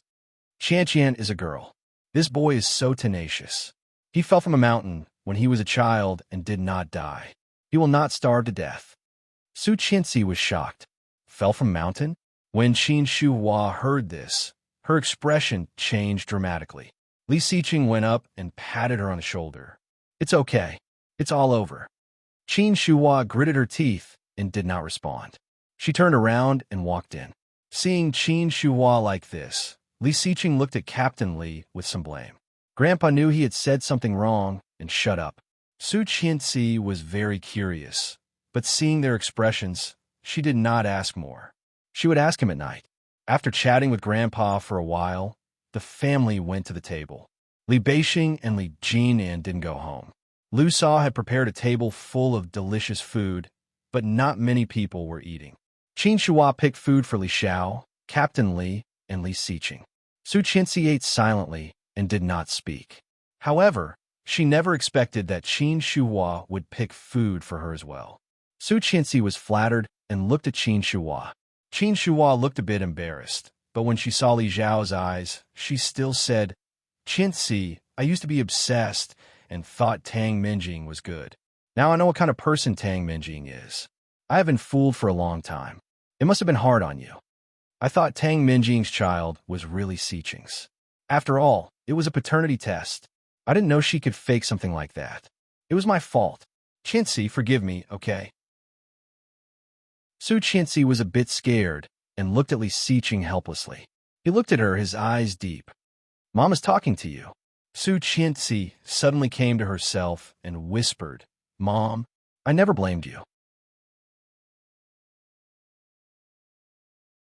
Chapter 404. She looked down and nodded. Yes. After dinner, Captain Li took out the couplets he had written early in the morning, as well as the window decorations that Lu Sa and Qin Shuhua had cut in the past few days. He threw all of them to Li Xiqing and said, "Don't think that you can be lazy just because you came back so late. Go and paste them all for me. Don't miss any." He smiled and took it. Su Qianxi went forward to take some curtains and went to help with the glue. Su Qianxi felt it was a bit difficult to stick them in each room. She felt that her body was getting worse. If it was in the past, she definitely wouldn't be so tired. By the time he was done, 2 hours had already passed. Grandpa asked them to stay at the old house, and Su Qianxi had no objection. However, Li Xiqing had something to deal with and left in a hurry. She was lying in the room alone, staring at the ceiling. It was a silent night. Li Xiqing was scheduled to fly in the afternoon, but he went to Italy in the morning. After the Lunar New Year, Su Qianxi joined the exam team. After the exam, she felt even more exhausted. A few days later, Su Qianxi came to a small hospital far away from them, which had a very good reputation online. Not daring to drive, she took a taxi. Wearing sunglasses and a hat, she checked herself into the infectious disease department, drew her blood, and sat quietly outside. "Dr. Liu, are you sure it is? Did my son really get AIDS?" A woman's voice trembled. Listening to the voice, Su Qianxi did not hesitate. As long as Dr. Lu said yes, the woman would immediately break down and cry. Dr. Lu's voice was very low, and Su Qianxi could not hear what he said, but the woman immediately cried, "Damn it, my son is still so young. What should I do?" Soon, the woman walked out, weeping in despair. She was even more nervous. When it was her turn, she walked in and sat in front of the doctor. The name on the card was Lu Quan, which somehow made Su Qianxi feel familiar. Looking up, she saw a very young man wearing a pair of gold-rimmed glasses. When he saw her, his eyes were a bit obscure. "Take off your sunglasses," said Lu Quan. Su Qianxi heard that and took off her sunglasses, revealing her small face. Lu Quan saw her face and raised his eyebrows. It was really her? After looking at her medical record, Lu Quan asked, "You suspect that you have AIDS?" Su Qianxi shrank back and nodded. "Why? I might have been raped by an AIDS patient," Su Qingsang said. "Are you wearing condom?" "I don't know. Are you sure he raped you?" The man's words were too sharp. Su Qianxi's eyes turned red as she shook her head. "I'm not sure. I was knocked out, but when I woke up, my body was in pain, and I had a fever of about 40 degrees. "Oh, then he must be infected with AIDS." Lu Quan threw the medical record aside, leaned back on the chair, yawned, and said, "The probability of HIV transmission is most likely through sexual intercourse." "In this case, have you slept with your husband?" Su Qianxi's heart was stabbed, and her tears suddenly fell. She shook her head and choked, "No." Chapter 405. However, she quickly thought of what she had read online and asked, "Didn't they say it would take 6 weeks to get the results?" There was a trace of regret in Lu Quan's eyes, but when he saw her tears, he felt a sense of satisfaction. However, he quickly put on a sympathetic expression. "It's probably still in the incubation period, so it's not shown on the report. But you're already in this situation, so you'll definitely be infected. You should go back and prepare." She couldn't help crying. "What should I do? I don't want to die yet." "There's nothing you can do if you don't want to die. Who told you to do it with someone?" Lu Quan shrugged helplessly. "All right, don't cry. I advise you to go back now and confess to your husband. Let's see how we can resolve this." How dare she? How dare she tell him that she had been raped and that she might even have AIDS? Or could it be that he already knew? She stood up and walked out, and Lu Quan couldn't help laughing. Picking up his cell phone, he called his sister Lu Ainen. She quickly picked up. "Hello. Hey, Ainen, I helped you get revenge. How are you going to thank me?" When Su Qianxi got home, she did not even eat and just hid in her room crying. Nanny Rome was terrified, but Su Qianxi would not open the door no matter how hard she knocked. After crying for a long time, Su Qianxi fell asleep.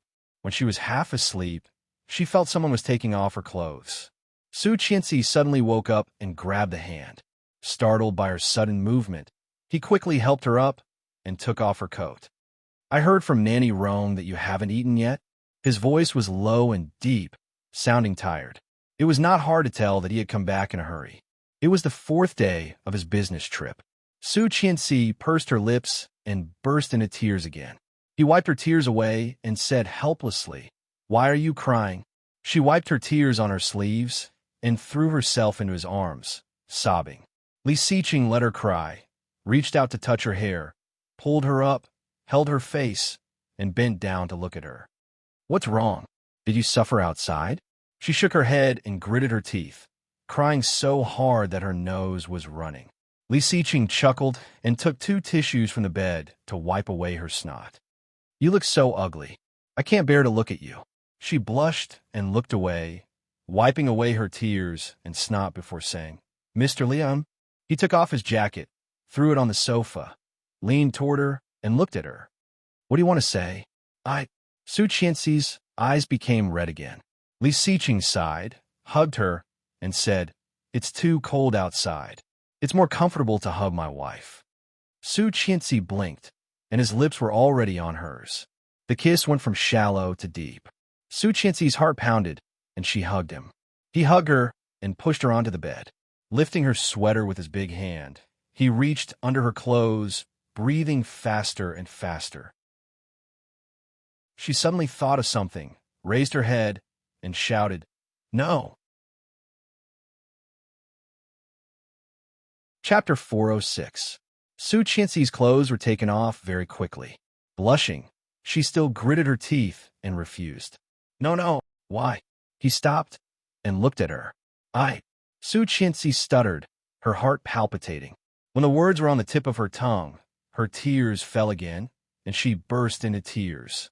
Li Xiqing was confused by her crying, so he stopped asking and leaned over to press her down. Su Qianxi only had a pair of bottoms left, and nothing else, just her underwear. Li Xiqing reached in and unbuckled her bra. She shrank back, trying to push his hand away, but he was even more aggressive. Spreading her legs with his thighs, he put his knee between her legs and whispered, "I'm more excited when you do this." Su Qianxi suddenly stopped moving. Li Xiqing curled his lips and kissed her neck sincerely. Every touch was like a feather, gently tickling her all the way to her heart. Su Qianxi burst into tears again. Choking, she said, "Mr. Li, Her soft voice made Li Xiqing's already restless beast even more uncontrollable. He moved forward and gently rubbed her neck through her clothes. Su Qianxi clearly sensed him and shrank back. Panting and scared, she whispered, "Let's get a divorce." Li Xiqing narrowed his eyes, feeling dangerous. Lowering his head, the tip of his nose against the tip of his nose, they looked at each other. What's the reason this time? Li Xiqing was really angry. Looking at her, he felt she was a naughty child. "If you say that too much, it will no longer be romantic, Mrs. Li." Su Qianxi burst into more tears. Putting her hand on his chest, she said, However, he obviously did not want to hear her out. He kissed her lips, unzipped her pants, and pulled them down. Su Qianxi struggled even harder, but he was so aggressive that she could not fight back at all. Crying even harder, Su Qianxi finally couldn't take it anymore and said loudly, "Mr. Li, I was raped.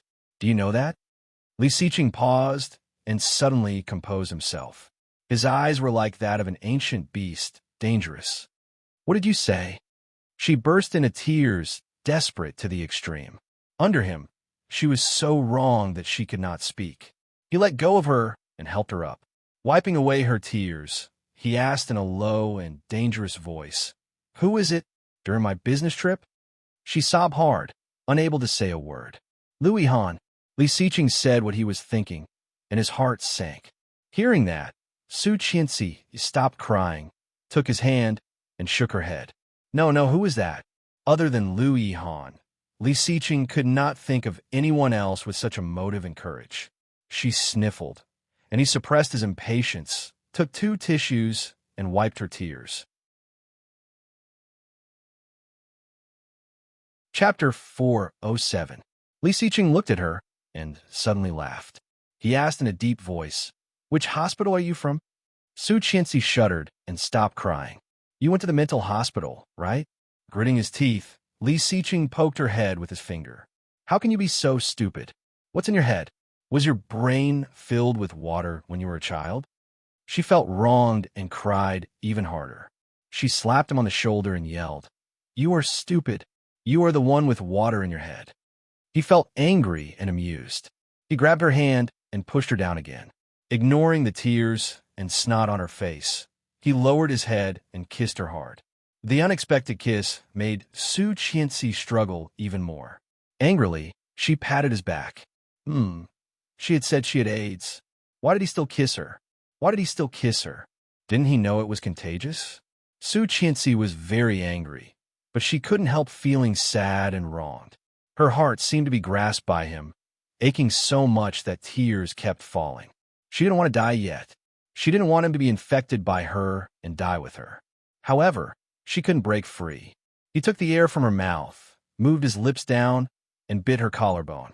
She cried, "Li Xiqing, you pervert. Don't touch me. Don't bite me. You are a pervert, and a stupid little pervert." Li Xiqing was disappointed and bit her collarbone harder, making her cry out, "It hurts." "You know it hurts?" "Huh." In the end, Li Xiqing still couldn't bear to do it too harshly. Kissing her on the lips, he turned her face to look at him. "Tell me, how could such a smart person like me be defeated by you?"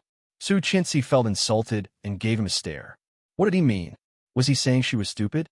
Not convinced. He felt angry and amused.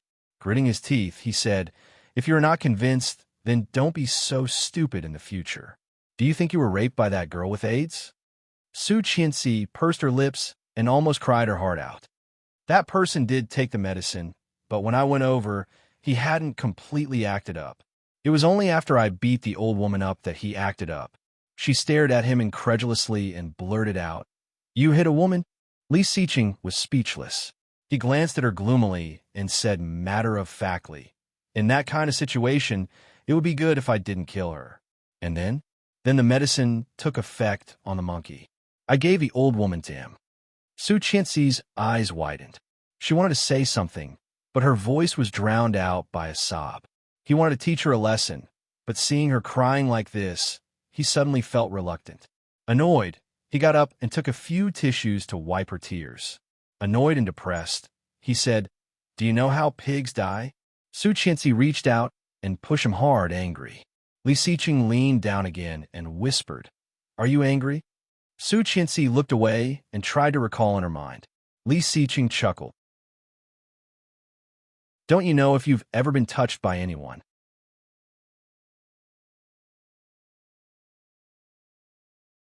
Chapter 408. When I woke up, I had such a high fever, and my whole body was in pain. She sounded aggrieved. "And you made love to me for so long the day before, and I still hurt there. Who knows if it was you or someone else?" Li Xiqing said, "So it's my fault?" "It's your fault." Su Qianxi yelled angrily and stared at him with a red face, seeming that if he did not admit his mistake, she would cry. Li Xiqing chuckled and said, Okay, it's my fault." Perfunctory. However, she looked away and couldn't help smiling. Li Xiqing looked at her and whispered, "You're not crying anymore?" Su Qianxi looked away, avoiding his face. He leaned in again and was about to kiss her. She looked away in disgust and turned her head away. He leaned in again, and she avoided again. This time, he did not manage to kiss her. Not kissing her, he lowered his head and kissed her on the neck, making her exclaim. "I feel bad," he complained, grabbing her hand and touching it. "I've been without food for so long. It's time to give me some benefits, Mrs. Li. Wait a minute." She pushed him. "But when I was in a coma, I felt someone was taking off my clothes. That was definitely not an illusion." Li Xiqing paused and said calmly, "Probably not. It should be Rong Haiwe." "Him? Taking off my clothes?" "Yes. He picked you up from the water and took off your sweater and coat. He was injured at that time. Although he was not very happy, taking off the sweater and coat did save a lot of energy." "Oh," she understood. "He saved me." "I know." She shivered sensitively. He kissed her and said in a low voice, "When the new year, we will go to the capital to visit and thank him." "Okay." Don't touch there." "What about here?" He pulled down her pants and took off her clothes. He couldn't wait to get rid of the restraints on his body. Su Qianxi felt a bit cold because of the wind caused by his movements. She reached for the quilt and covered him with it. Su Qianxi flinched and thought of something. She asked, "Where is Tang Mengqing?" Tang Jinghao fled with the money. Mrs. Tang was in jail, and Tang Minjing was behaving like that. "Where was Tang Mengqing?" "She lives at my uncle's house." He leaned against her. "She is good friend with Weiya." "Oh, you still have the mood to think about others?"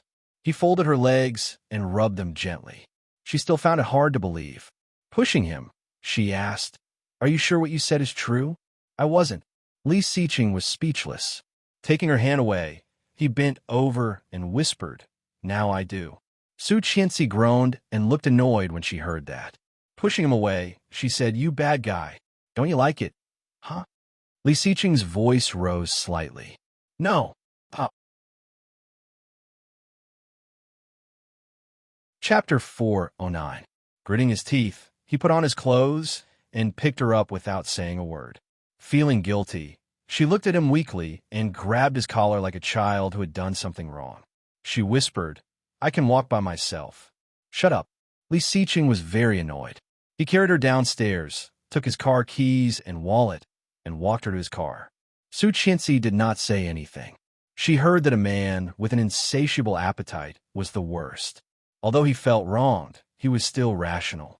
Gently putting her in the passenger seat, he went to the driver's seat and sat down. However, he was not in a hurry to start the car. He took out a pack of cigarettes, lit one, and took a long drag before he started the car. Feeling better, Su Qianxi looked at the night view outside the window and felt a bit dazed. It seemed like a long time since she came back to life. She felt like she was dreaming. Su Qianxi looked out the window for a long time before looking at him. With the cigarette in his mouth, Li Xiqing noticed her gaze, glanced at her, took the cigarette, and blew out a long smoke. In the winter night, the white smoke shrouded his face, making his originally delicate and tough facial features appear even colder and more distinct. They were silent the whole way. When they arrived at the hospital closest to Yuxiu Hospital, it was more than 10 minutes later. The burning desire was mostly gone in the cold wind of the winter night. He wanted to carry her out of the car, but she thought it was too embarrassing and insisted on walking on her own. He had to give up and take her to the gynecological emergency department. After a series of tests, the doctor looked at her with a strange expression and asked, "When did you find your stomach uncomfortable?" Su Qianxi blushed and told the truth. The doctor pushed up his glasses and asked, "When was your last period?" More than 20 days ago." "Is your period usually accurate?" "Yes, it's either a day earlier or a day later." "Okay." The doctor nodded and said a name that Su Qianxi did not understand to a nurse not far away. Soon, the nurse left. When the doctor came back, he handed a box to Su Qianxi. "Go try it." Seeing the name on it, Su Qianxi was dumbfounded. Pregnancy test? She went to the bathroom and used it according to the nurse's instructions. Looking at the 2 red lines, she was a bit dazed and took out 2 more. There were a total of 3 test papers, 2 positive and 1 weak positive. She didn't know how she got out of the bathroom. Seeing him walking over, she blinked and called honey. Li Xiqing looked at her. Yes. He smelled like tobacco. Obviously, he had smoked again. Hearing his response, she suddenly screamed and threw herself at him, wrapping her arms around his neck. "Honey, honey, honey." Li Xiqing's first reaction was to hold her in his arms. Lowering his head, he asked in a low voice, "What's wrong?" She hugged him tightly and then suddenly let go of him. Holding his hand excitedly, she said with a serious face, "I have something very important to tell you." Li Xiqing raised an eyebrow and looked at her hand. She hid behind her and pretended to be unhappy. "What happened?" He reached out and was about to grab her hand. She dodged and said, "Don't move. Stand there." "Okay." He stopped moving and looked at her. She took out a pregnancy test, waved it in front of him, and asked, "Do you know what this is?" Chapter 410. Hearing that, Su Qianxi's good mood suddenly disappeared. She reached out and punched him. Li Xiqing's cold and deep eyes became softer, holding her fist. Su Qianxi's punch missed, and she kicked him with her foot. This time, Li Xiqing did not avoid it. His eyes were full of joy, and his face was always cold. He reached out and pulled her over, taking out the test papers behind her. The 3 objects and the bright red line stimulated Li Xiqing's vision. His lips became wider and wider. Su Qianxi was a bit annoyed and hit his chest. "You are so ignorant. You have short hair and short vision." Li Xiqing hugged her from behind, looked down at her face, and whispered, "Well, I don't see that this is a pregnancy test at all." When Su Qianxi heard that, the unhappiness on her face disappeared instantly. She reached out and pinched his face, saying angrily, "You are playing with me." Li Xiqing's smile became wider and wider, holding her hand, and whispered, "You played with me first, Mrs. Li." Seeing his rare smile, Su Qianxi chuckled, wrinkled her nose, and looked disgusted.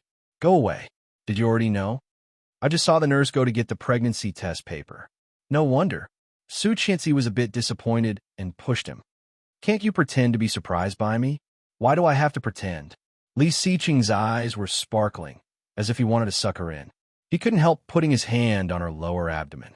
Su Qianxi smiled happily and took his hand away. "Go away. I'm going to see the doctor." "Okay." Li Xiqing watched her walk into the clinic, and his forced calmness finally broke. He clenched his fists and hit his thigh hard, feeling that he was going crazy. She was pregnant. She was pregnant. He was going to be a father. He was going to be a father. The sudden surprise made Li Siqing's heart beat faster and faster, and he almost couldn't help cheering. Under the strange gaze of the people around him, Li Siqing picked up his phone, hid in the hospital stairwell, and immediately called his good friend. At 10 o'clock in the evening, Oming took a box of condoms he had just bought and hid in the bathroom. He held a sterilized needle that he had asked his subordinate to take from the hospital and poked it.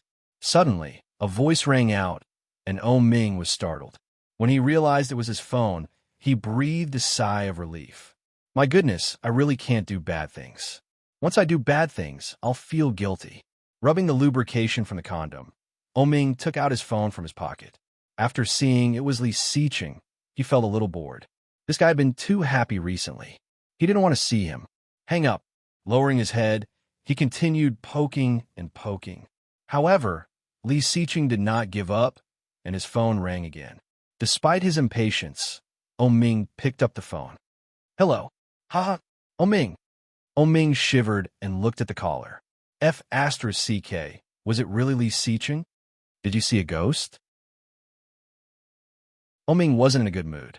He put the condom back into the box. You're smiling like that. If I didn't know better, I would have thought you were going to give birth. Hearing that, Li Siqing couldn't help laughing. Oming shivered and hung up the phone without hesitation. When this guy laughed, it was either a good thing or a bad thing. Listening to his retarded laughter, there was no doubt that it was a good thing. Chapter 411. If it was something bad, he would definitely be very interested. The phone rang for the third time, and Oming directly hung up. After dealing with the evidence, he slowly put the condoms in his pocket. After finding that Yulili was still sleeping, he secretly put them where he usually put them. Very quietly, the familiar voice woke Yulili up from her sleep. Seeing Yulili's astonished look, he pretended to be indifferent, closed the drawer, stood up, and said indifferently, "Replenish the national treasury. It's used up." Yulili's eyes were filled with shock. Yulili didn't know what to say. Yulili gave him a big look. "You want to do it again? How can I not kill you?" Oming heard that and directly rushed over, smiling wickedly. "Are you willing to do it? F***CK off." Yulili did not give him any face and directly lifted her foot to kick him away. "Answer the phone. It's so noisy." Being kicked away, Oming breathed a sigh of relief. It seems that this woman did not suspect anything. I was scared to death. Picking up the phone, Oming was impatient. "I say, Lao Air, don't be crazy in the middle of the night. It will affect the city. My wife is pregnant." Oming was speechless. 100,000 critical hits. "My wife is pregnant. My wife is pregnant. My wife is pregnant." Oming was speechless. "Did you hear that? My wife is pregnant." "Oh, haha. Idiot." Oming did not want to listen and directly hung up. Yulili saw his sneer and asked curiously, "Why is Li Siqing looking for you?" He said that his wife is pregnant. Yulili heard that and asked, "Isn't that a good thing? Why are you scolding him?" "I don't have a wife. I don't even have a pregnant one." Oming's face was full of resentment. He directly rushed over and kissed Yulili. Yulili struggled hard and scolded, "Hey, Oming, you promised to do it twice. If you do this again, I won't play with you anymore. I'm telling you." Oming was honest. He got up, pressed her down, turned her over, and let her lie down. "Go to sleep. Don't touch me. F***CK, you even kissed her. Go away, go away, go away." Ah, the one with the surname O. Su Qianxi had not eaten at night, and her stomach was growling. Suddenly craving seafood porridge, Li Siqing drove around for a long time before he found a chain kanji restaurant. It was supper time, so she ordered a lot of barbecue, porridge, and various cold dishes. Sitting there, Li Siqing secretly curled his lips and scrolled through his contacts. He had already called all the people he could think of. As long as they had a good relationship with each other, they would brag about it. Especially when he called the old house. Li Siqing was smiling like a fool. Su Qianxi looked at him and smiled. Qin Shuhua was overjoyed. She asked Su Qianxi to answer the phone and gave her a lot of instructions. Grandpa warned Li Xiqing, "Young man, there's a knife in your head." Su Qianxi blushed when she heard it in the car with the speaker on. Li Xiqing scrolled through the contacts, looked at the time, and said, "Luo Zhan lives nearby. Ask him to come down." Then he called Luo Zhan. Su Qianxi seemed to remember that Lu Yihan's house was not far from here. As a nerd, Luo Zhan was certainly doing what a nerd should do at this time. Hearing the phone ring, his hand suddenly trembled. Oh no, dash. Chapter 412. Seeing another pentakill, Luo Zhan was so heartbroken that he almost smashed his phone. Damn, it's winter vacation. What a bunch of elementary school students. What a scam. Ah, my rank. Luo Zhan threw away the large-screen phone, picked up the phone that was ringing nonstop in front of him, and shouted angrily, "Hello." Li Xiqing narrowed his eyes and asked dangerously, "Where are you?" Luo Zhan immediately calmed down and replied, "At home. I am at the porridge shop near your house. Come down." Not allowing any more questions. "Okay." This was Li Xiqing. "Supper?" "Yes." "Okay, I'll be right there." Luo Zhan threw the phone away, quickly picked up a coat, and went out. Li Xiqing hung up and found that Su Qianxi was also on the phone. The call seemed to have been connected. "Hello, Yihan." "Lu Yihan?" Li Xiqing was a little unhappy, pursing his red lips and looking at her with a pair of deep eyes. Su Qianxi blinked and continued, "Where are you?" Lu Yihan was running at night, answering the phone while running slowly, slightly panting. "I am running outside." "What's wrong?" "I'm at the XX park near your house. Come over if you have time. I have something to tell you." "Okay." Lu Yihan looked around. "Give me 10 minutes." "Okay, I am in room 88. "Okay, see you later." Lu Yihan hung up the phone and started running again, but this time he was much faster than before. At the door of the porridge shop that Su Qianxi mentioned, Lu Yihan stopped, calmed his breath, and walked in. However, when he entered, a huge force hit him from behind. Lu Yihan was caught off guard and almost fell. Turning his head, he saw a man in a gray coat with a hood over his head. His hair was a bit messy under the hood. He apologized to Lu Yihan. I'm sorry. Lu Yihan looked over and found that this person was a bit familiar. His expression became strange. "It's you?" Luo Zhan took a closer look and recognized Lu Yihan. Today, Lu Yihan was wearing a set of dark blue sports clothes and the latest dark blue Jordan shoes. He looked quite sunny. "I didn't mean to." Luo Zhan quickly waved his hand. "It's so late. Why are you here? Not on purpose?" If someone else had said this, he might have believed it. But this guy, from the first time Lu Yihan saw him, he felt very uncomfortable. She turned around and decided to ignore him. She asked the attendant, "Where's room 88? This way, please." The waiter led Lu Yihan to the end of the corridor. However, Luo Zhan also immediately followed, curling up into a ball. Lu Yihan felt a little disgusted. He stopped and said impatiently, "Why are you following me?" "What do you mean I'm following you? I'm also going to room 88. Why don't you say you're following me? This is ridiculous." Luo Zhan sneered and squeezed past him. He pushed the door open and shouted, "Brother, why are you looking for me so late at night?" Li Xiqing was peeling the shrimp shell for Su Qianxi. His movements were slow and elegant. Seeing Luo Zhan coming in, followed by Lu Yihan, Li Xiqing chuckled. "When did you two start dating?" Chapter 413. No way. Luo Zhan was very likely to be gay. Was Lu Yihan turned gay? Slow down. Li Xiqing poured her a cup of tea. Hearing that, Lu Yihan walked in with a gloomy face. "Why didn't you wear your glasses today?" Su Qianxi moved the stool next to her and motioned for him to sit down. Lu Yihan's eyes softened. Sitting down next to her, he said, "I used sun toss. That's what you'll do in the future. You look pretty good without your glasses." Lu Yihan's smile widened as he said, "Okay." He had not seen her for a long time, and she did not look so good. Lu Yihan moved his lips and said in a low voice, "You've lost weight." Hearing Lu Yihan's cryptic tone, Li Xiqing felt it was harsh. He quickly peeled the shrimp dipped it in the sauce, and fed it to Su Qianxi.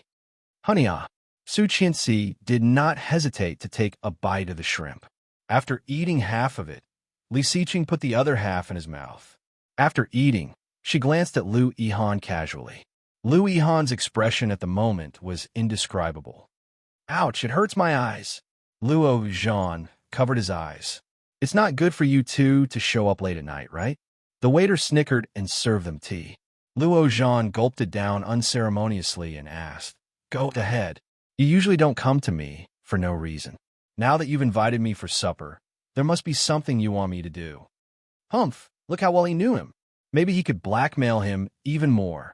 Li Xiqing took a sip of tea and said slowly, Nothing. I just wanted to tell you that Mrs. Li is pregnant, and I'm going to be a father. Luo Zhan stared at him with his eyes wide open. Lu Yihan's hand holding the cup slightly tightened. Looking at Su Qianxi, his eyes narrowed. Su Qianxi met his eyes and nodded happily. Yihan, I'm pregnant. Lu Yihan's heart suddenly felt like it had been bounced by a spring. With a smile on his face, he pretended to be relaxed and said, That's great. Can I be a godfather? Yes. Su Qianxi put her hand on her belly, and her pale face was shrouded in the glow of happiness. Definitely.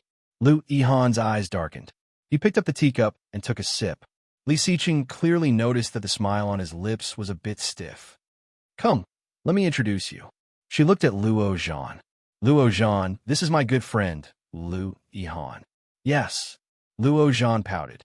He also knows Oming's woman. Of course, Lily and I are classmates, and Yihan is in the same class as us. We often play together. Su Qianxi looked at Lu Yihan. Isn't that right, Yihan? Yes, we are very close. When Lu Yihan said this, he glanced at Li Xiqing and chuckled. Li Xiqing clearly noticed his provocation and raised an eyebrow. Luo Zhan clearly felt that the atmosphere was not quite right, so he quickly tried to smooth things over. How can we not drink on such a happy day? How about some? Then, before anyone could answer, he shouted, Waiter, 24 beers. 24? Su Qianxi was shocked. Mr. Li has a weak stomach and cannot drink beer. It's too cold. Chapter 414. Drink. He gave Su Qianxi a comforting look. It's okay to drink a little. Su Qianxi did not say anything. He looked at Lu Yihan again. Godfather Lu, are you coming? Let your biological father compete with you. Lu Yihan's hands trembled. Looking up, he met Li Xiqing's playful eyes. This guy was doing it on purpose. Godfather? Biological father? Ha ha ha, come on. Lu Yihan slapped the table and stood up. Seeing the waiter carrying 2 bottles of beer in, he waved his hand. Open all. Su Qianxi was secretly shocked and pulled the corner of Li Xiqing's shirt. Don't drink too much. I know what I'm doing. Li Xiqing comforted him, but he already had a plan in mind. Come on, let's drink to our biological father. Lu Yihan poured a glass, stood up, and looked at Li Xiqing with hostility. Luo Zhan looked disdainful. A glass? To respect our biological father, you should at least drink a bottle. Lu Yihan was speechless. Come on, let's drink to our child's godfather.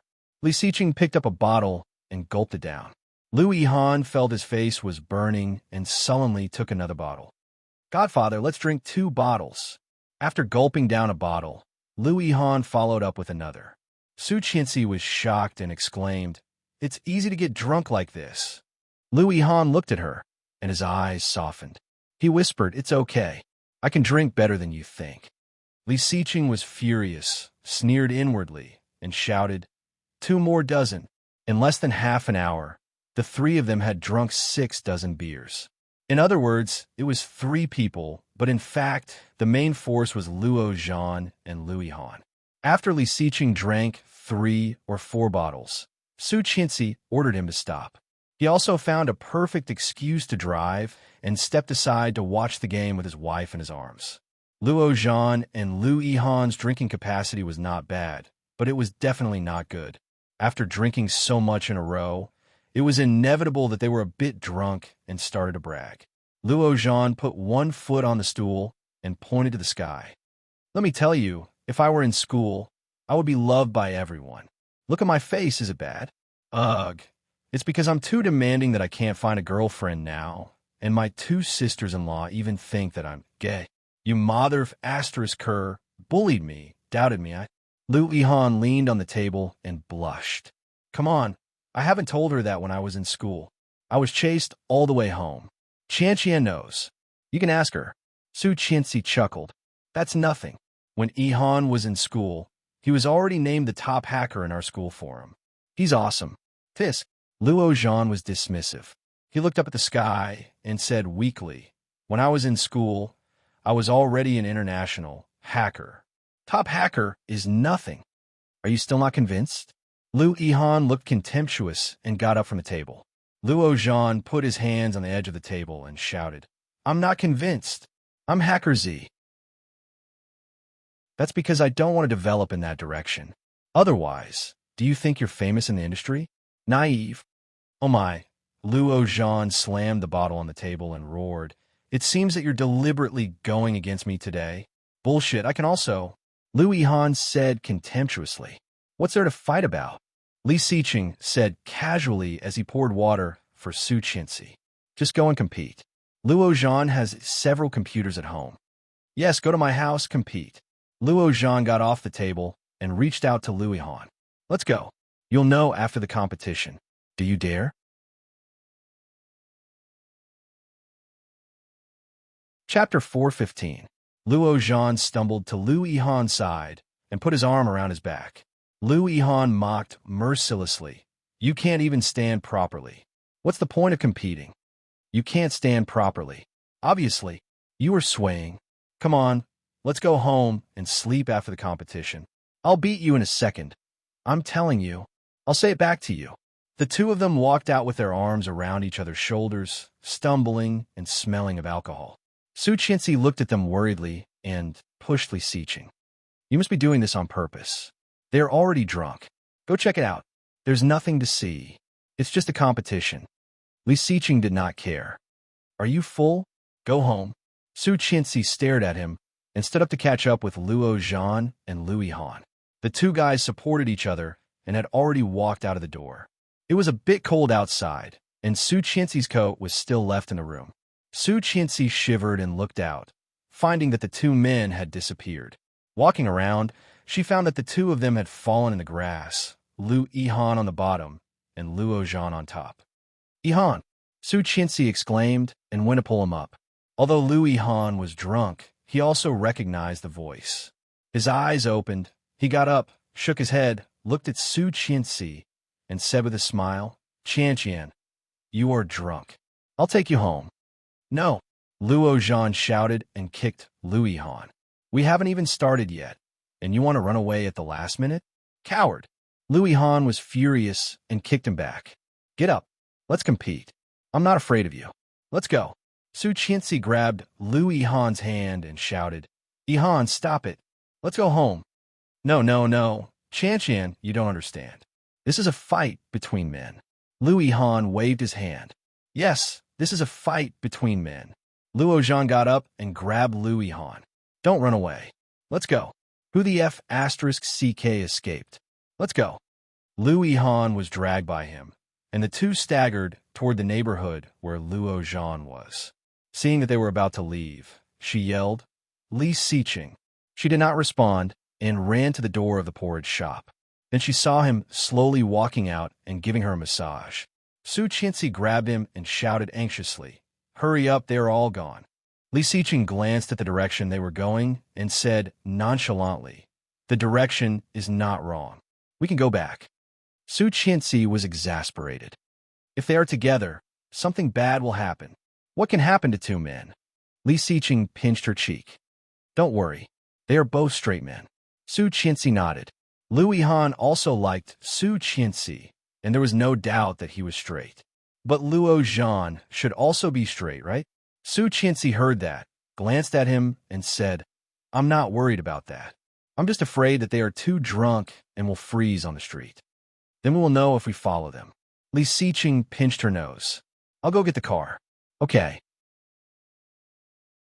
Li Siqing quickly drove over and followed them. Su Qianxi saw them enter the neighborhood with her own eyes and calmed down. Mrs. Li, let's go home.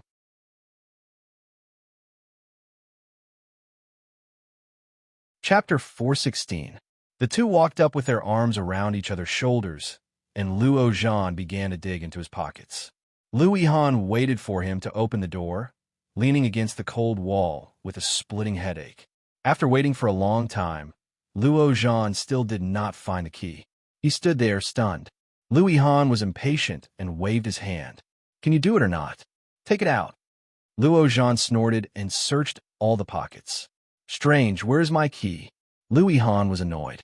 He pulled him and reached into his pockets. Ding! The elevator arrived.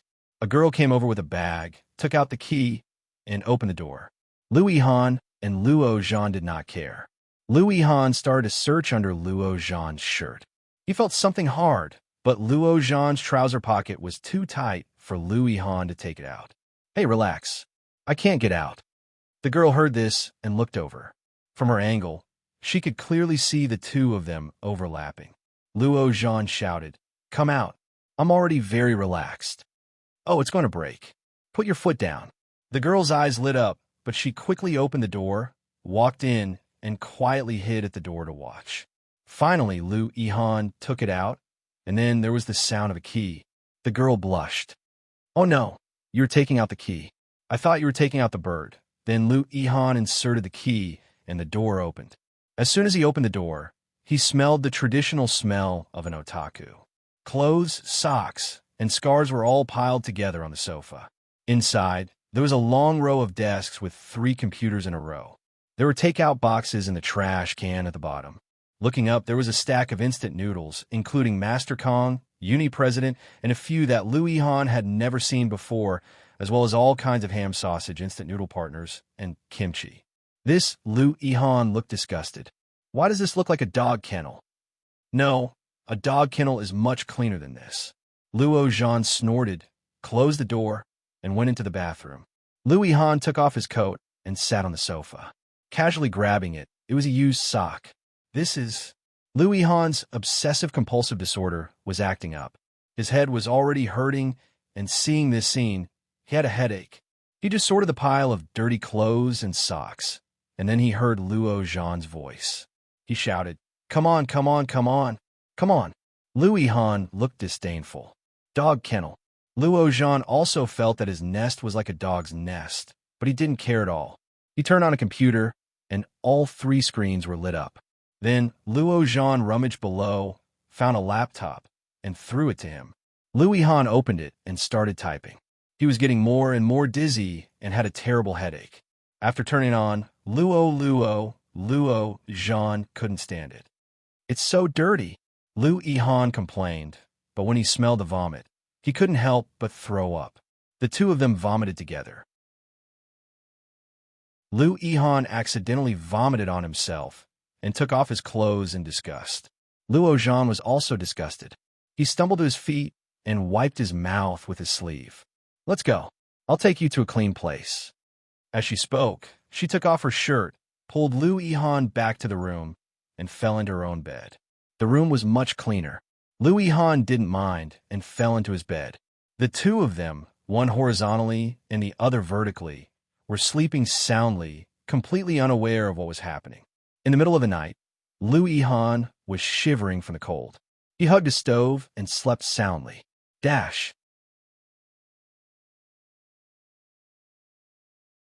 Chapter 417. Seeing this, Luo Zhan snorted. There are clothes in the closet. Put one on and get out. Lu Yihan walked to his closet and opened it. There was a strong smell of rancidity. Lu Yihan was about to throw up.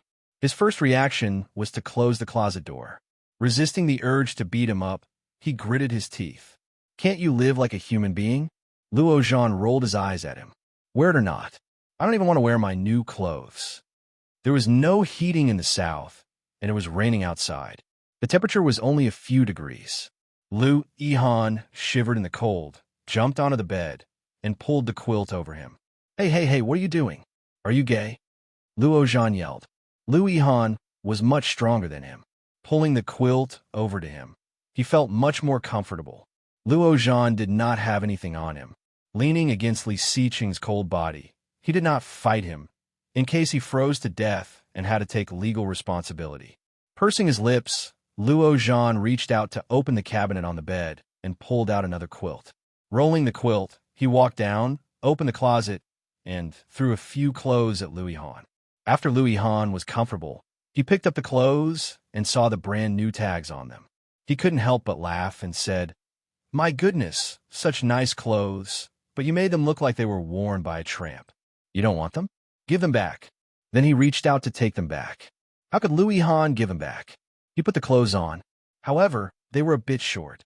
His pants were also a bit short. Louis Han stood up and purposely compared their heights. Louis Han was 185 centimeters tall, a little shorter than Li Xiqing, but he was definitely tall. However, Louis Han looked at him with disdain. "Are you 7 meters tall? F***ck off. I'm 178 centimeters tall." Luo Zhan threw a punch at him. Louis Han dodged and said, "Jacket, it's freezing. I don't have a new jacket. An old one will do." Luo Zhan lay back down, waved his hand, and said impatiently, "Outside. Take one and get out." Louis Han picked up the clothes and went out of the room. However, as soon as he stepped out of the door, he smelled an extremely unpleasant odor. Frowning deeply, Louis Han couldn't understand how such a person became a hacker. He couldn't even take care of himself. After walking around outside, Louis Han concluded a few points. 3 meals were taken out, clothes were washed at least once a week, toiletries were produced at the beginning of the year, and most of the bottles were still dusty. He could not look straight at her. Louis Han's headache worsened. Glancing at his clothes, he accepted his fate and started to pack up. After throwing the clothes into the washing machine, Louis Han began to clean up the living room. After working back and forth for more than 2 hours, the clothes had been washed 3 times, and the living room had been completely changed.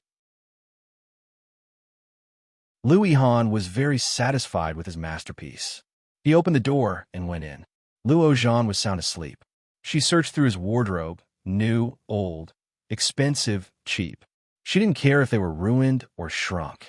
She removed all the tags and threw them into the washing machine. After drying all the clothes, Louis Han left a note. "I will not return the clothes for the debt. You don't have to thank me too much." Luo Zhan slept until the afternoon.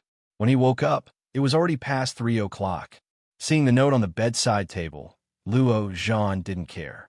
He threw the note away and got up to go to the living room to find clothes to wear. He was surprised to find that the room was very clean, very clean. Luo Zhan couldn't imagine that his doghouse could be so clean. The pile of dirty clothes and socks were all gone, as well as the table, sofa, and floor. God, is this man really a man? What a good wife and mother. Luo Zhan sighed. A cold wind blew, making him shiver. Unable to find clothes in the living room, Luo Zhan turned back to the room and found that the wardrobe was also empty. Luo Zhan found that except for the big underpants on his body, he had nothing to wear.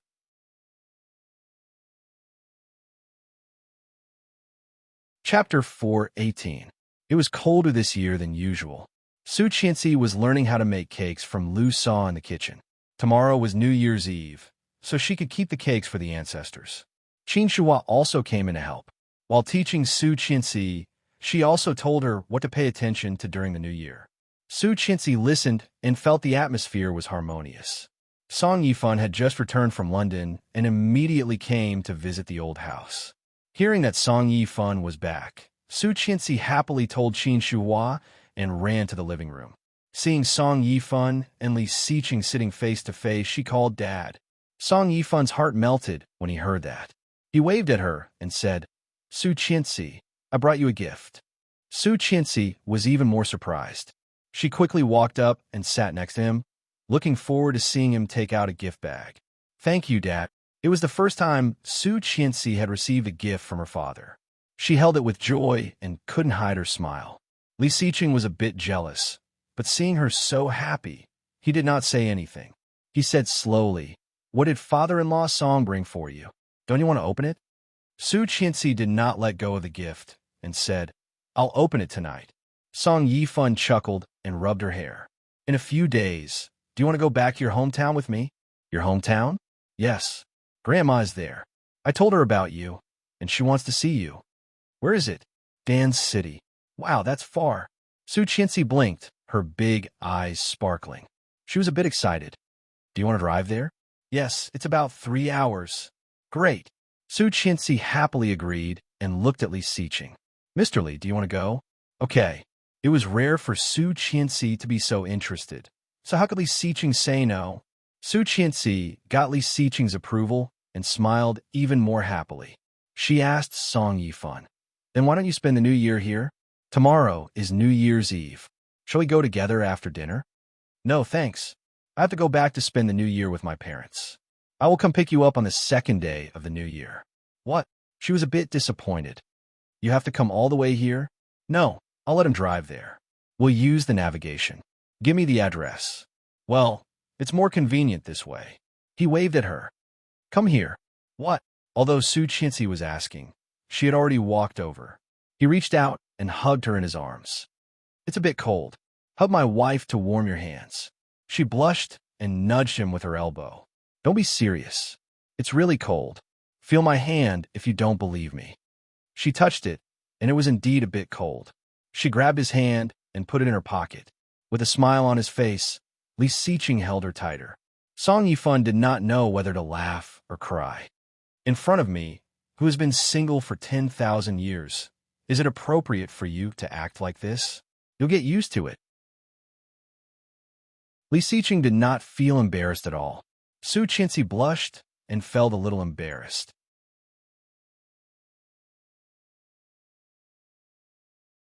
Chapter 419. She blushed and stood up. "I'll walk you out. It's fine. Keep warm. It's cold outside, and the baby is afraid of the cold." Song Yifan waved his hand and walked out with his bag. After Song Yifan walked away, Li Xiqing could not help but start to grope her. Su Qianxi slapped his hand away and warned in a low voice, "We're still in the living room. Then let's go back to the bedroom."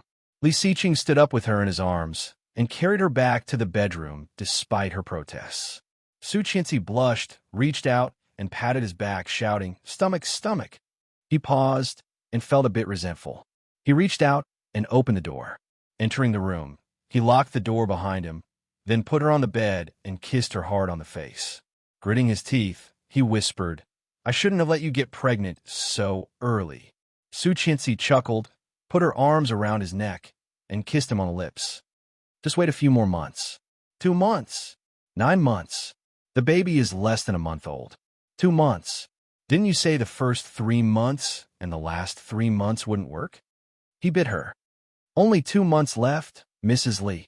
Su Qianxi nodded. Su Qianxi blushed slightly and looked away. Li Xiqing put his arms around her and kissed her face from her mouth to her neck. Although he was lying on top of her, he was very careful and did not push her belly. Su Qianxi pretended to be calm, but she could not keep it up after 2 minutes. She pushed him away and said, "No more kisses. No food, not even a kiss." He was very angry. "Mrs. Li, do you want me to starve to death?" Su Qianxi pushed his face away and said with contempt, "It's been so many years, and you still haven't starved to death. I used to be ignorant when I was young. Now that I've grown up, I know how to find food." Su Qianxi heard that and chuckled. She turned over and said, "I'm sleepy. You can go play by yourself." Li Xiqing was depressed. He had gotten himself into trouble, and the fire extinguisher had stopped working. What tragedy! She took off her coat and found a place to lie down on the bed. Li Xiqing followed her and hugged her tightly under the blanket. In the beginning, he was still obedient. She was in a daze, and she felt his hands touching everywhere. Her breasts were pinched, and her body shivered. She slapped his hand back. "Behave yourself." He stopped moving, but not long after, Su Qianxi felt that there was something rubbing against her behind. It moved a little and seemed to be getting more and more intense. "Oh, you are so annoying." She was annoyed and turned around. "I'm sleepy, really sleepy." Sensing that she was really unhappy, Li Xiqing said sullenly, "You sleep. I won't touch you." Su Qianxi was speechless. If he didn't touch her, it would be even worse than if he did. Li Xiqing hugged her and kissed her on the cheek. "I was wrong. Don't be angry. Close your eyes. Su Qianxi was not sleepy anymore. She reached down and gently pinched him. Ouch! He gasped and looked at her. She was lying with her eyes closed, but her hands were moving, touching him softly. He pressed her hand down, and her face became redder and redder. Pretending to be fierce, she said, "Just this once."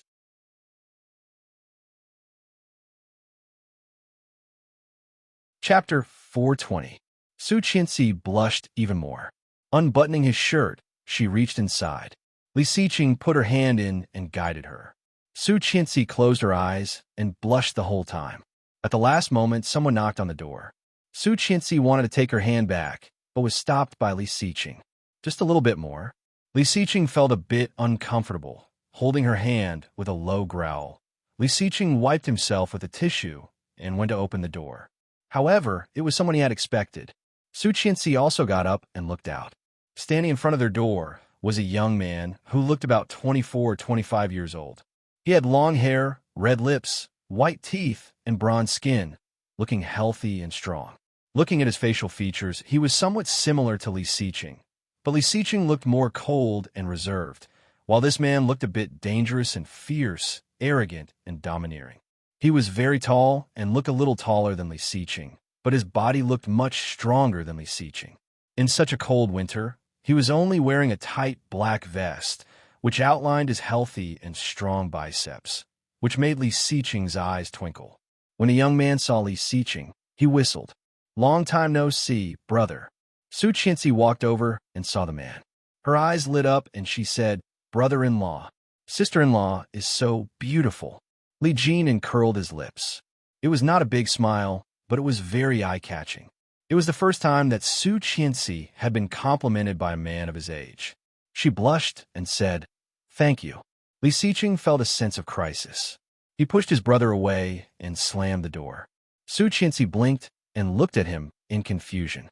He grabbed her arms and whispered, "Don't be seduced by my brother. Although he is handsome, he is very dangerous."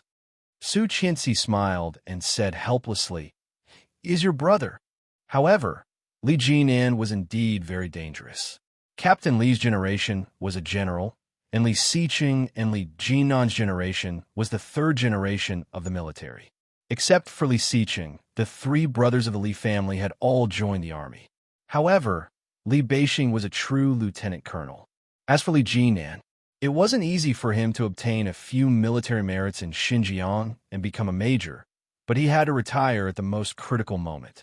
In her past life, Li Jinan had probably informed his family about his retirement around the same time. There was no way of knowing what Li Jinan did after that. He would only return home twice a year, but the things he did were definitely not good things that could be seen by others. Li Jinan was given the cold shoulder and rubbed his nose. Qin Shuhua walked out. When she saw Li Jinan, she was overjoyed. "Jinan, when did you get back?" Li Jinan smiled and called out, "Mom, did you miss me?" Qin Shuhua was overjoyed. She looked up and down and said, "Wow, you've lost weight, but you seem to have grown taller. Was it tiring in Xinjiang?" "I'm not tired." Li Jinan put his hands in his trouser pockets and looked at the door of his second brother's room. It seems that second brother has a good relationship with second sister-in-law.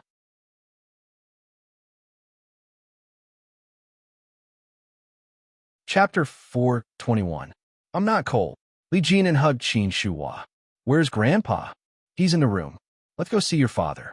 Qin Shuhua took Li Jinan's hand and was about to leave when Li Xiqing's door was open again. Seeing him come out, Li Jinan was not in a hurry to see Grandpa. He stopped and said, "Brother, the same place." Li Xiqing squinted, walked in front of him, and said, "Let's go." Su Qianxi walked out and saw the brothers leaving one after the other. Looking at Qin Shuhua, she asked, "Mom, where are they going?" "Who knows? These two always have secrets." "Ah, they've grown up."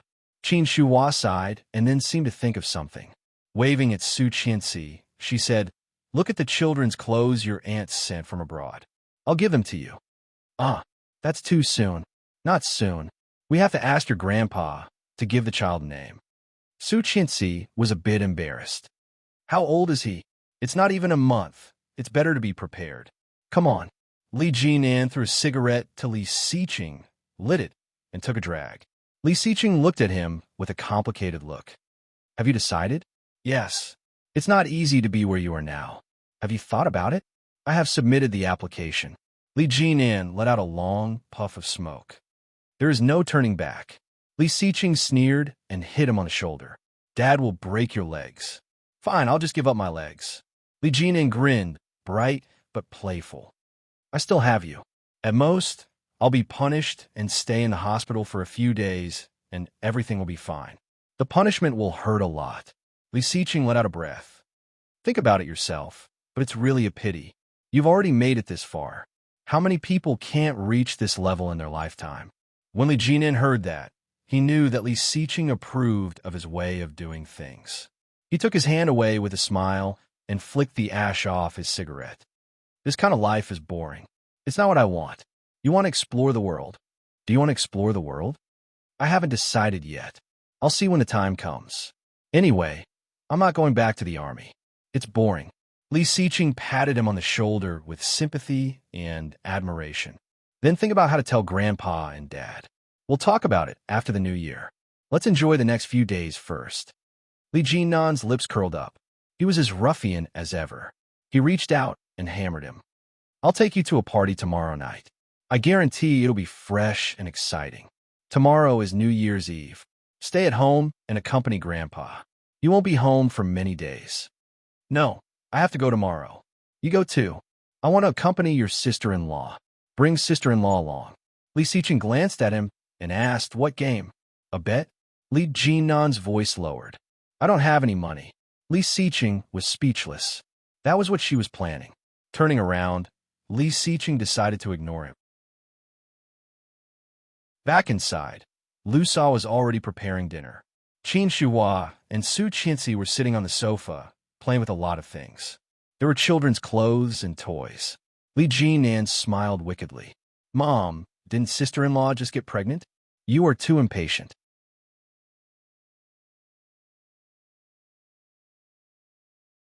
Chapter 422. Li Jinan was despised and immediately shut up. Li Beixing soon arrived home. The three brothers chatted and soon sat at the table together. Captain Li was very happy and sighed. It's been a long time since we got together. It's so comfortable. The three of you. When you were little, I had hoped that you would be successful. Now, all of you are successful, and the most successful is Xiqing. You even have a baby. Ha ha ha. Qian, did the doctor say when you were due? Su Qianxi was embarrassed. Ahem, Grandpa, not so soon. The old man laughed heartily, and the others also laughed happily.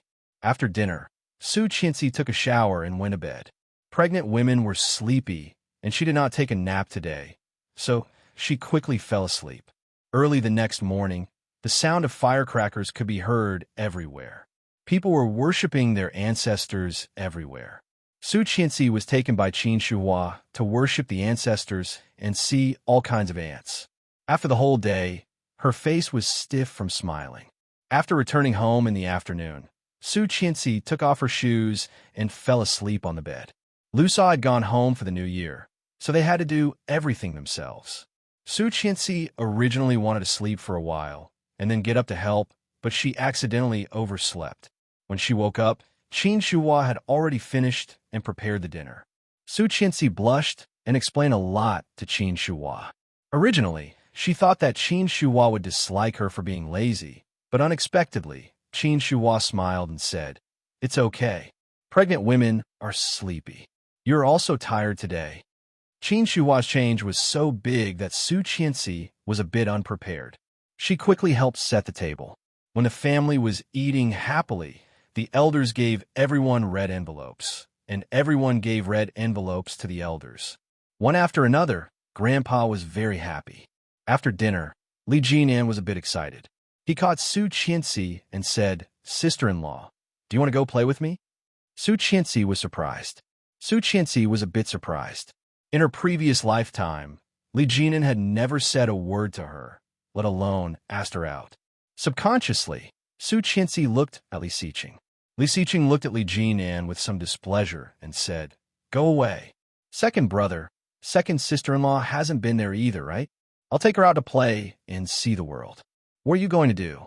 Su Qianxi was bored at home, eating, sleeping, and visiting relatives all day.